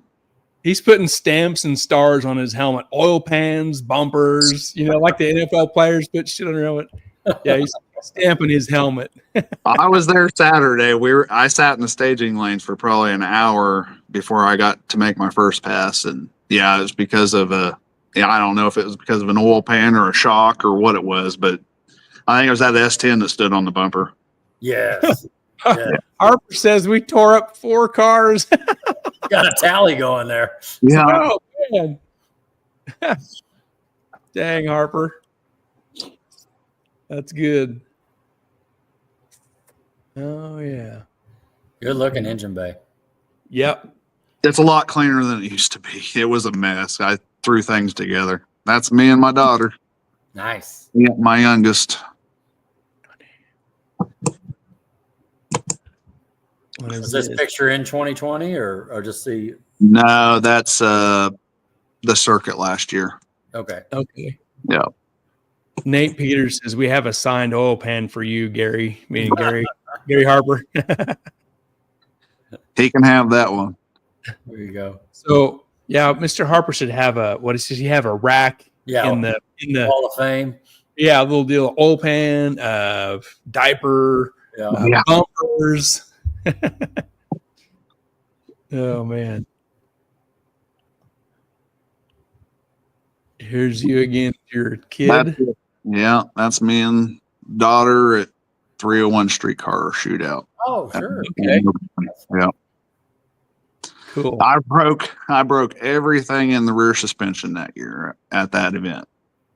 Oh, it went a 130 60 foot at that deal, which it's pretty fast for a 4,200 pound car on leaf springs, but sure. It broke a block and then it sheared a bolt and it's got Smith Racecraft assassin bars on it and sheared that, and rear axle wasn't in the house, wasn't in the car straight anymore after that. But the housing held up. I just had to fix a bunch of shit. But yeah. Mr. Harper says we do keep a running count for the season. There you go. There you go. Yeah, he's for sure got Rodney's cones counted. Oh, he does. He won't let that down. Yeah, Doug Berry says a wall of fame on the side of the tower. Yeah. This looks like Noble. Yep. I was king of the open road last year, I think. I struggled there. Kept blowing charge pipe off or blowing the tire off. I can't remember. One or the other. This looks like Arc City. You, John Ketch, Eric Kuhn. Yep. I can't remember what event or what it was, but we were all there. Cool. What is John Ketch? What is the combo in his car? Small block Chevy. Like an old school Chevy? Yeah, I like to say it's a conventional small block Chevy. It's actually you guys probably don't know him. Randy Kane had a Jeep called the Heat that did race week. It's actually all the old combo out of his basically. It's a 400-inch small block Chevy, 23-degree heads. It's got I think it's a forced inductions GT55 94 millimeter turbo. Cool. Cool. Yeah. Last year it had a 400 and a 10 bolt in it, and he went like 125 60 foot on a 10 bolt. He only broke it once. Now it's got a 9-inch in it. There you go. And he went a once. I don't hang out with a lot of fast people, but he went a 116 60 foot last weekend on Arc City's track. That's awesome. Yeah. It should have been a 4 something, but shifter didn't shift to third. Hit the limiter, blew a header gasket, all kinds of crap. It only went like 111 mile an hour. So, dang it. Andrew Dopita says dump truck engine catch. Yeah, it's got one of them small block Chevy dump truck engines in it. And to prove he keeps track, Harper says he broke that 10 bolt at Arc City. He did. Yeah. He did. Not that anybody's counting. Good job, Mr. Harper. He's probably got that stuff in alphabetical order. Oh, yeah. Catch, 10 bolt, a bumper. That's the tune-ups he's putting in, Gary. You know, like we're putting tune-ups in. Go back, look at the file. That's what prep do I want? Well, 3 bumpers and an axle. Put that one in. Yes. 3 bumpers, an oil pan, and a diaper. Yeah. We'll put that tune-up in the track today. Oh man. Yeah, that's good. Here we go. That's Ice Cream Cruise. Okay.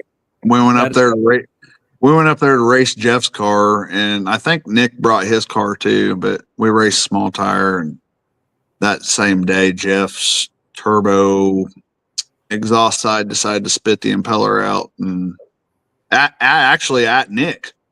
It was on the same race. Shot the exhaust impeller out the exhaust. It dented up the downpipe and everything. Oh, man. Yeah. It was a good time. That's Andrew Dopita, Seth Slayball, Jeff Zer, Nick Lawson. Okay. Old 2 Live crew there. Drinking Smirnoffs. Yeah. Like a bunch. Yeah. Big Nate Peters says Gary Harper keeps a Rolodex of broken parts.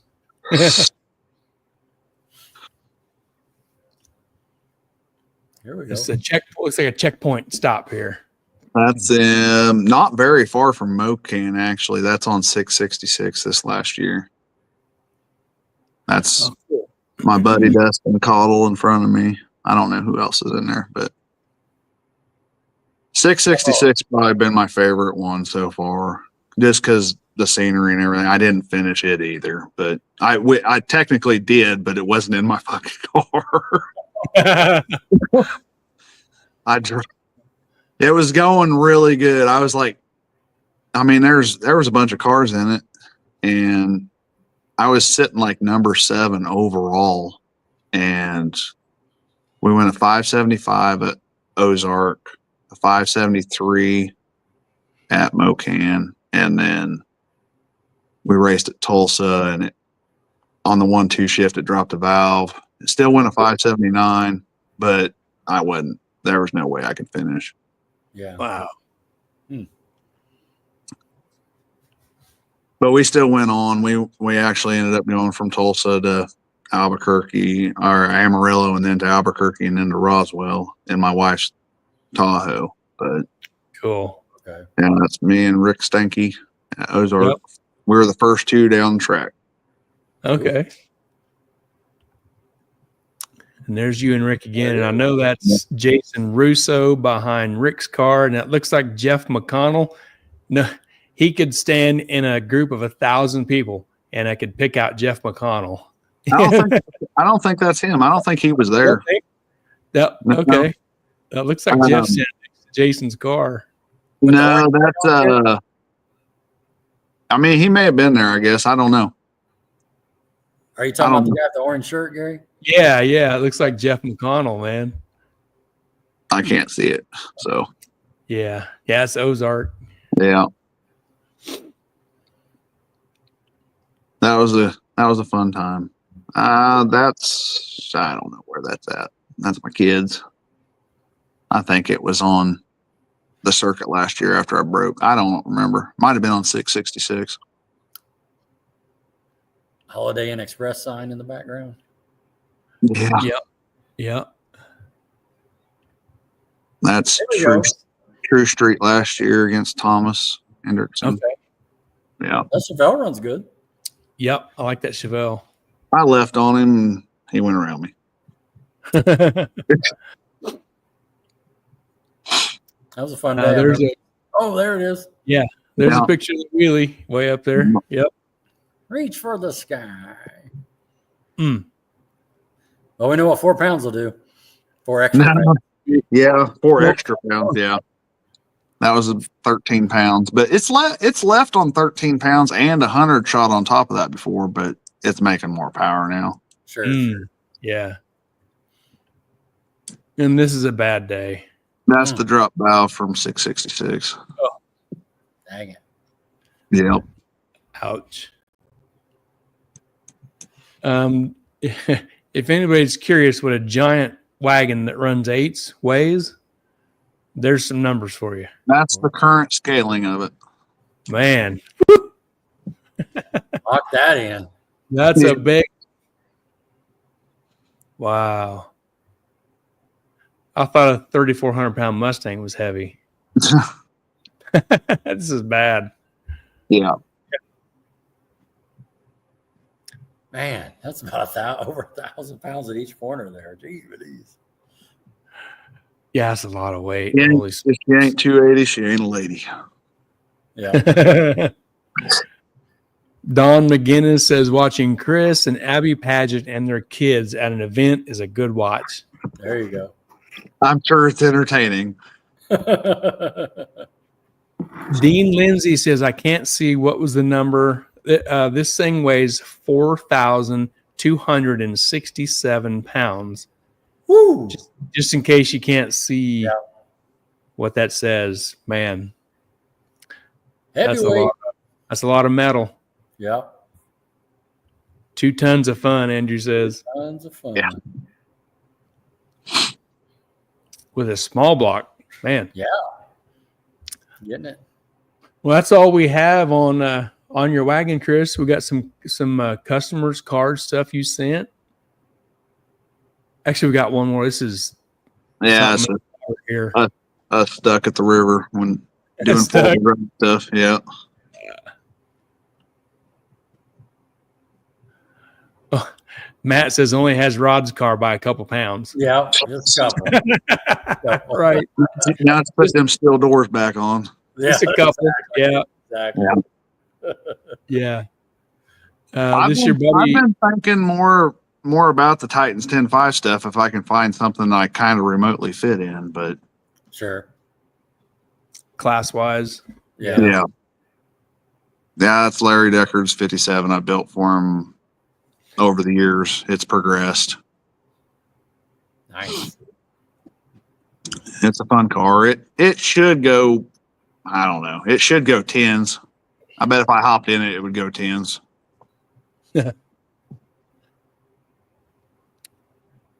That's the guy from Wichita. This guy LS with TKX 5-speed. Pretty fun car. Yeah. Black 57. Yeah, that's my buddy Gail from Pratt. It's got an LS 4L60, 9-inch, full suspension, brakes, full wiring, AC, everything. Nice. Is that your shop in the background? Yeah. Man. Yeah. Nice. Took a long time for me to figure out how to do it, but I made it happen. Yeah. That's nice. That's me and Jack last year. We got second in Unlimited. We couldn't find a class that we could fit in, but we ended up getting second in Unlimited. Oh, that's awesome. Brian Goldstone obviously got first, but then we ended up turning around and they either have a sweet 16 or quick 16 shootout heads up style deal on a ladder. Yeah. Okay. We ended up winning that. Oh, cool. Which was cool because we outran some faster cars for sure. Sure. It was pretty cool. Heck yeah. Yeah, Don McGinnis says Gail Bolin. Is that about the 57? Yep, that's him. I built 3 cars for him. Oh, there you go. This car right here. Yeah. That's a good looking car. Yeah. That's Craig Barkley's 56 that we did a lot of the finish work on. It actually won Best of Show at the Hutch Rod Run 2 years ago. Oh, cool. There's a Mustang rod. That's a pretty cool deal. That's a legit Shelby GT350. Guys from Wichita. It's got the original engine, had obviously an old flat tappet cam in it. Well, it flattened, and we put a crate 347 with individual throttle body EFI on it, 5-speed that John Wiley built. Yep. It's a cool car. He just wants to drive it. Like most people will be restoring that thing, but it's legit. That's awesome. That's neat. Wow. And Jack's car on race week. Yep. The Yacht 1. Yeah. Yacht 1. That's cool. Yeah. Little Chevy 2. Little Chevy 2. Did a bunch of work on. Still needs a line. Do what? Is that a car from Hutch? No, they're from Concordia. Okay, cool. Yeah. Sporting the combos. Yeah, Pro. I love the Convo Pros. I tried getting him to send those off and have MacFab bleed lock them, actually. Yeah, I've seen that. Yep. There's John's Camaro. Oh, right on. I like this car. Yeah. It's cool. For as simple as it is, we actually, he did most of the work. I did some wiring and stuff on it and whatnot and helped him get ready for the circuit last year. But he basically took that from like I don't know. I didn't even know him, but it went from like an 11-second bracket car to, I mean, the car's 4-second capable pretty easily in like, I would say he did it in like a month, which is one. But I like helping him. He's a good dude. Awesome. That's a cool car. I like it. Very cool. It looks like a big tire car. Yeah, same customer from Concordia owns that one. She's super cool. We had to tame her down a little bit, but had I want to say a 1471 on. You can't go from 11-second bracket car straight into probably 7-second capable car right off the bat without any seat time or knowledge or anything. So John Ketch says 3 months. Took 3 months. Okay. He says paint, cage, motor, and turbo kit. Yeah. Man. That's a lot of work and a lot of little time. Oh yeah. That's a really short window. Yeah. Yeah. Go ahead, Chris. Go ahead. Is that it? Yeah, that's the last picture on the stuff you sent there. A lot of cool cars there, Chris. A lot of cool cars. Great. Well, there's been way more than that. Yeah. Sure. Yeah, you see it on your Facebook page. You're always got your hands in something. There's a lot of stuff that comes in and out of your shop. Actually, there's a picture of a blue pickup. I don't know why they didn't show up on here. That's my wife's truck. Okay. That's a long story. But we bought that thing. Awesome. We bought that thing like 6 years ago, and I've never built anything for her. Well, this thing's like super budget. It's actually rattle canned by me and Nate. I mean, I worked at a body shop. I can do it all, but for some reason she's not particular. So we rattle can it, and it turned out really good for what it is. It's got a small block turbo 350. I mean, it's a good cruiser, but yeah. It's a Ford truck, right? No, it's a 63 heavy. Yeah. Okay. I can't remember. Yeah, I don't know what happened to those pictures. I meant to pull it in here. It's fine. They didn't make it. That's fine. Well, cool stuff, man. Yeah, great stuff. Well, I appreciate you guys having me on. Oh yeah, we appreciate your time, Chris. And you're a legend over there. I mean, everybody knows your car and how fast it is, and we always ask 2 questions. So we asked the first question. So here's the second question. So we want to give you this time just any for the opportunity to thank anybody, your sponsors, friends, family, just, keep you going and that sort of thing. So we'll just give you the floor.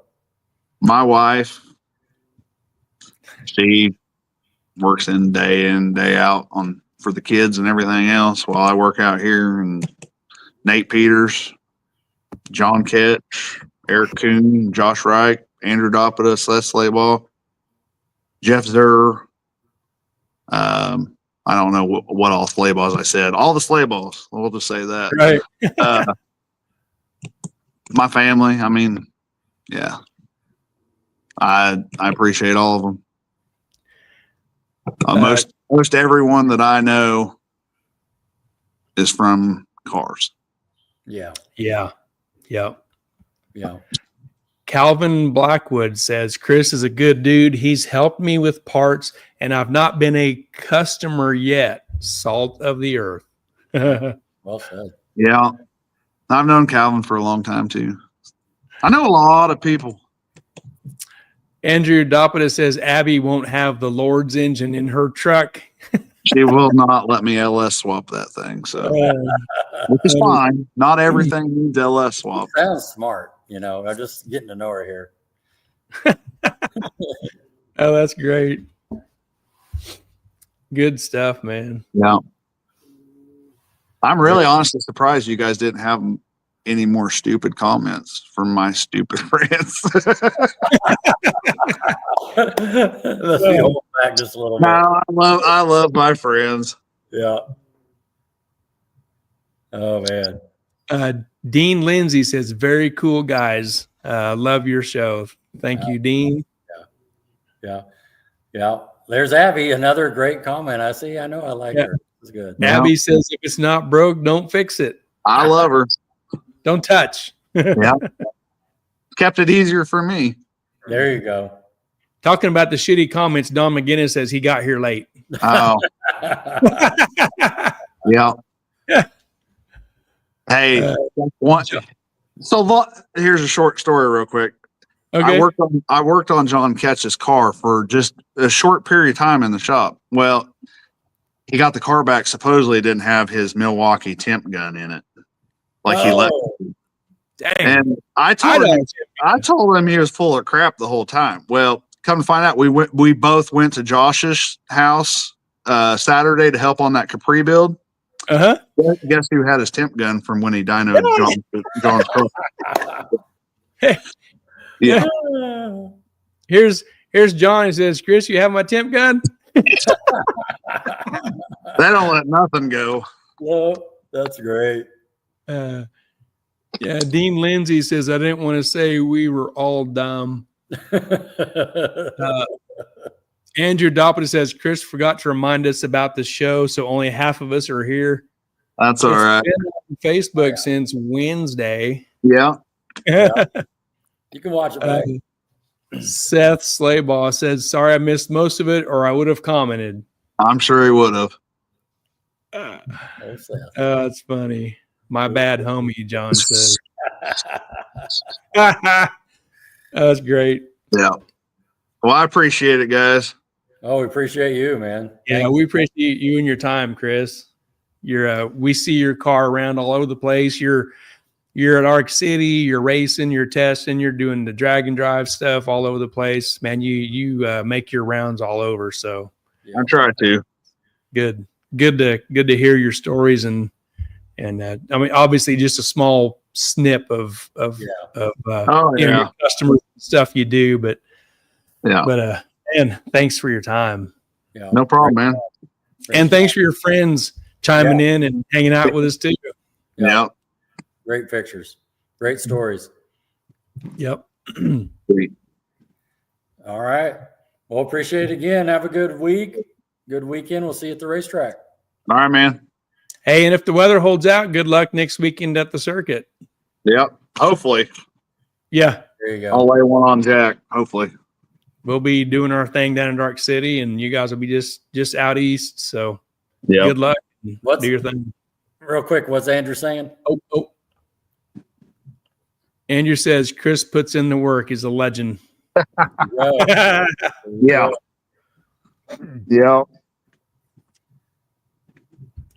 Good stuff. Cool. Yeah.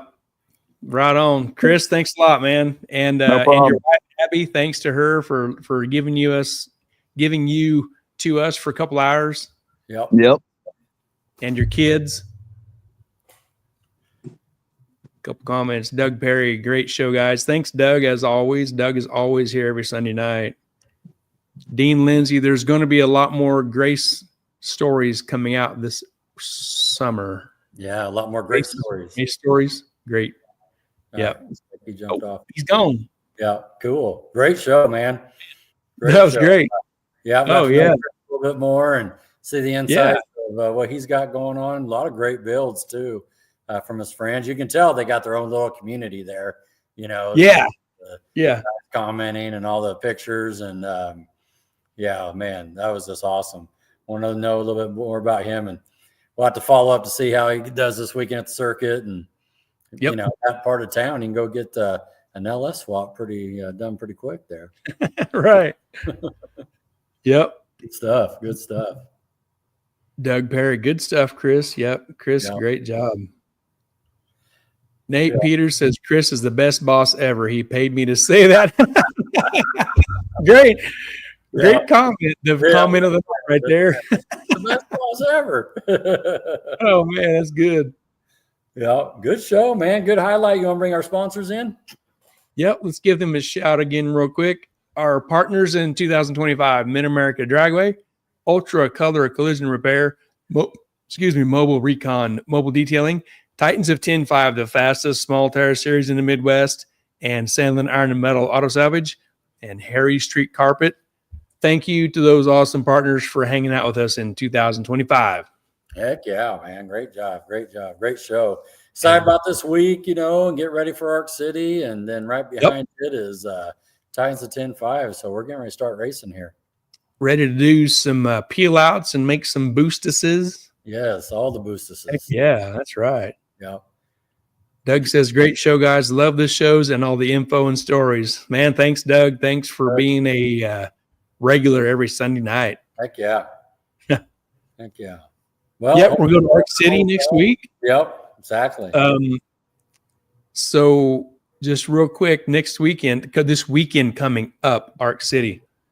The following weekend, we're going to Arkansas, right? Yes, Centerville, Arkansas. So we'll Rogersville, apparently, or Russellville. Russell, the general. Russell, the general with all the foremen. Yeah, so that'll be the kickoff of the Titans for the season. So we will see if we can wrangle up Larry and Al to talk with him next week and see what's coming up for Titans to start the year off, right? Heck yeah, let's do it. Love talking to Larry and Al. They're good. Good time. Yeah. Fun stuff. Looking forward to it. Heck yeah. Appreciate that, Doug. That's right. Good luck, guys. Thanks, Doug. I'm not racing, but hey, I'm just with me. We all need cheerleader. Go, Rodney. Curtis Sprayberry says, see you at Arc City. Heck yes, sir, Curtis. We'll see you this coming weekend. Yes. Cool. All right. We will hit up Larry and Al and lock that in. And we'll have a little race recap next week also from Arc City. So it's going to be a busy Sunday night next week. Oh, yeah. That's all right. Yeah, we can handle it. We're good. Yep. Dean Lindsay says Union Grove next weekend. Okay. That's where it's going. Nice. That's Wisconsin, right? Union Grove, Wisconsin? Oh, yeah. Way up north. Up north. Yeah. It'll be a little cooler up there. It might be a little cool. Mm-hmm. Cool. All right. You ready, Rod, to bust on out? Let's do it. All right, let's do it. You ready? Yep. Bam. One more comment here. Doug says maybe by the end of the year, I'll be ready for some 580 stuff. Heck yeah. Go. Let's go. Goals. Set them goals. Exactly right. Goals. That's exactly right. Right on. All right, Rod, you ready to get on? Sounds good. Great job tonight, Gary. Thanks, Rod. It's been fun again, as always. All right. All right, buddy. Okay, we'll see you later. Good night. All right.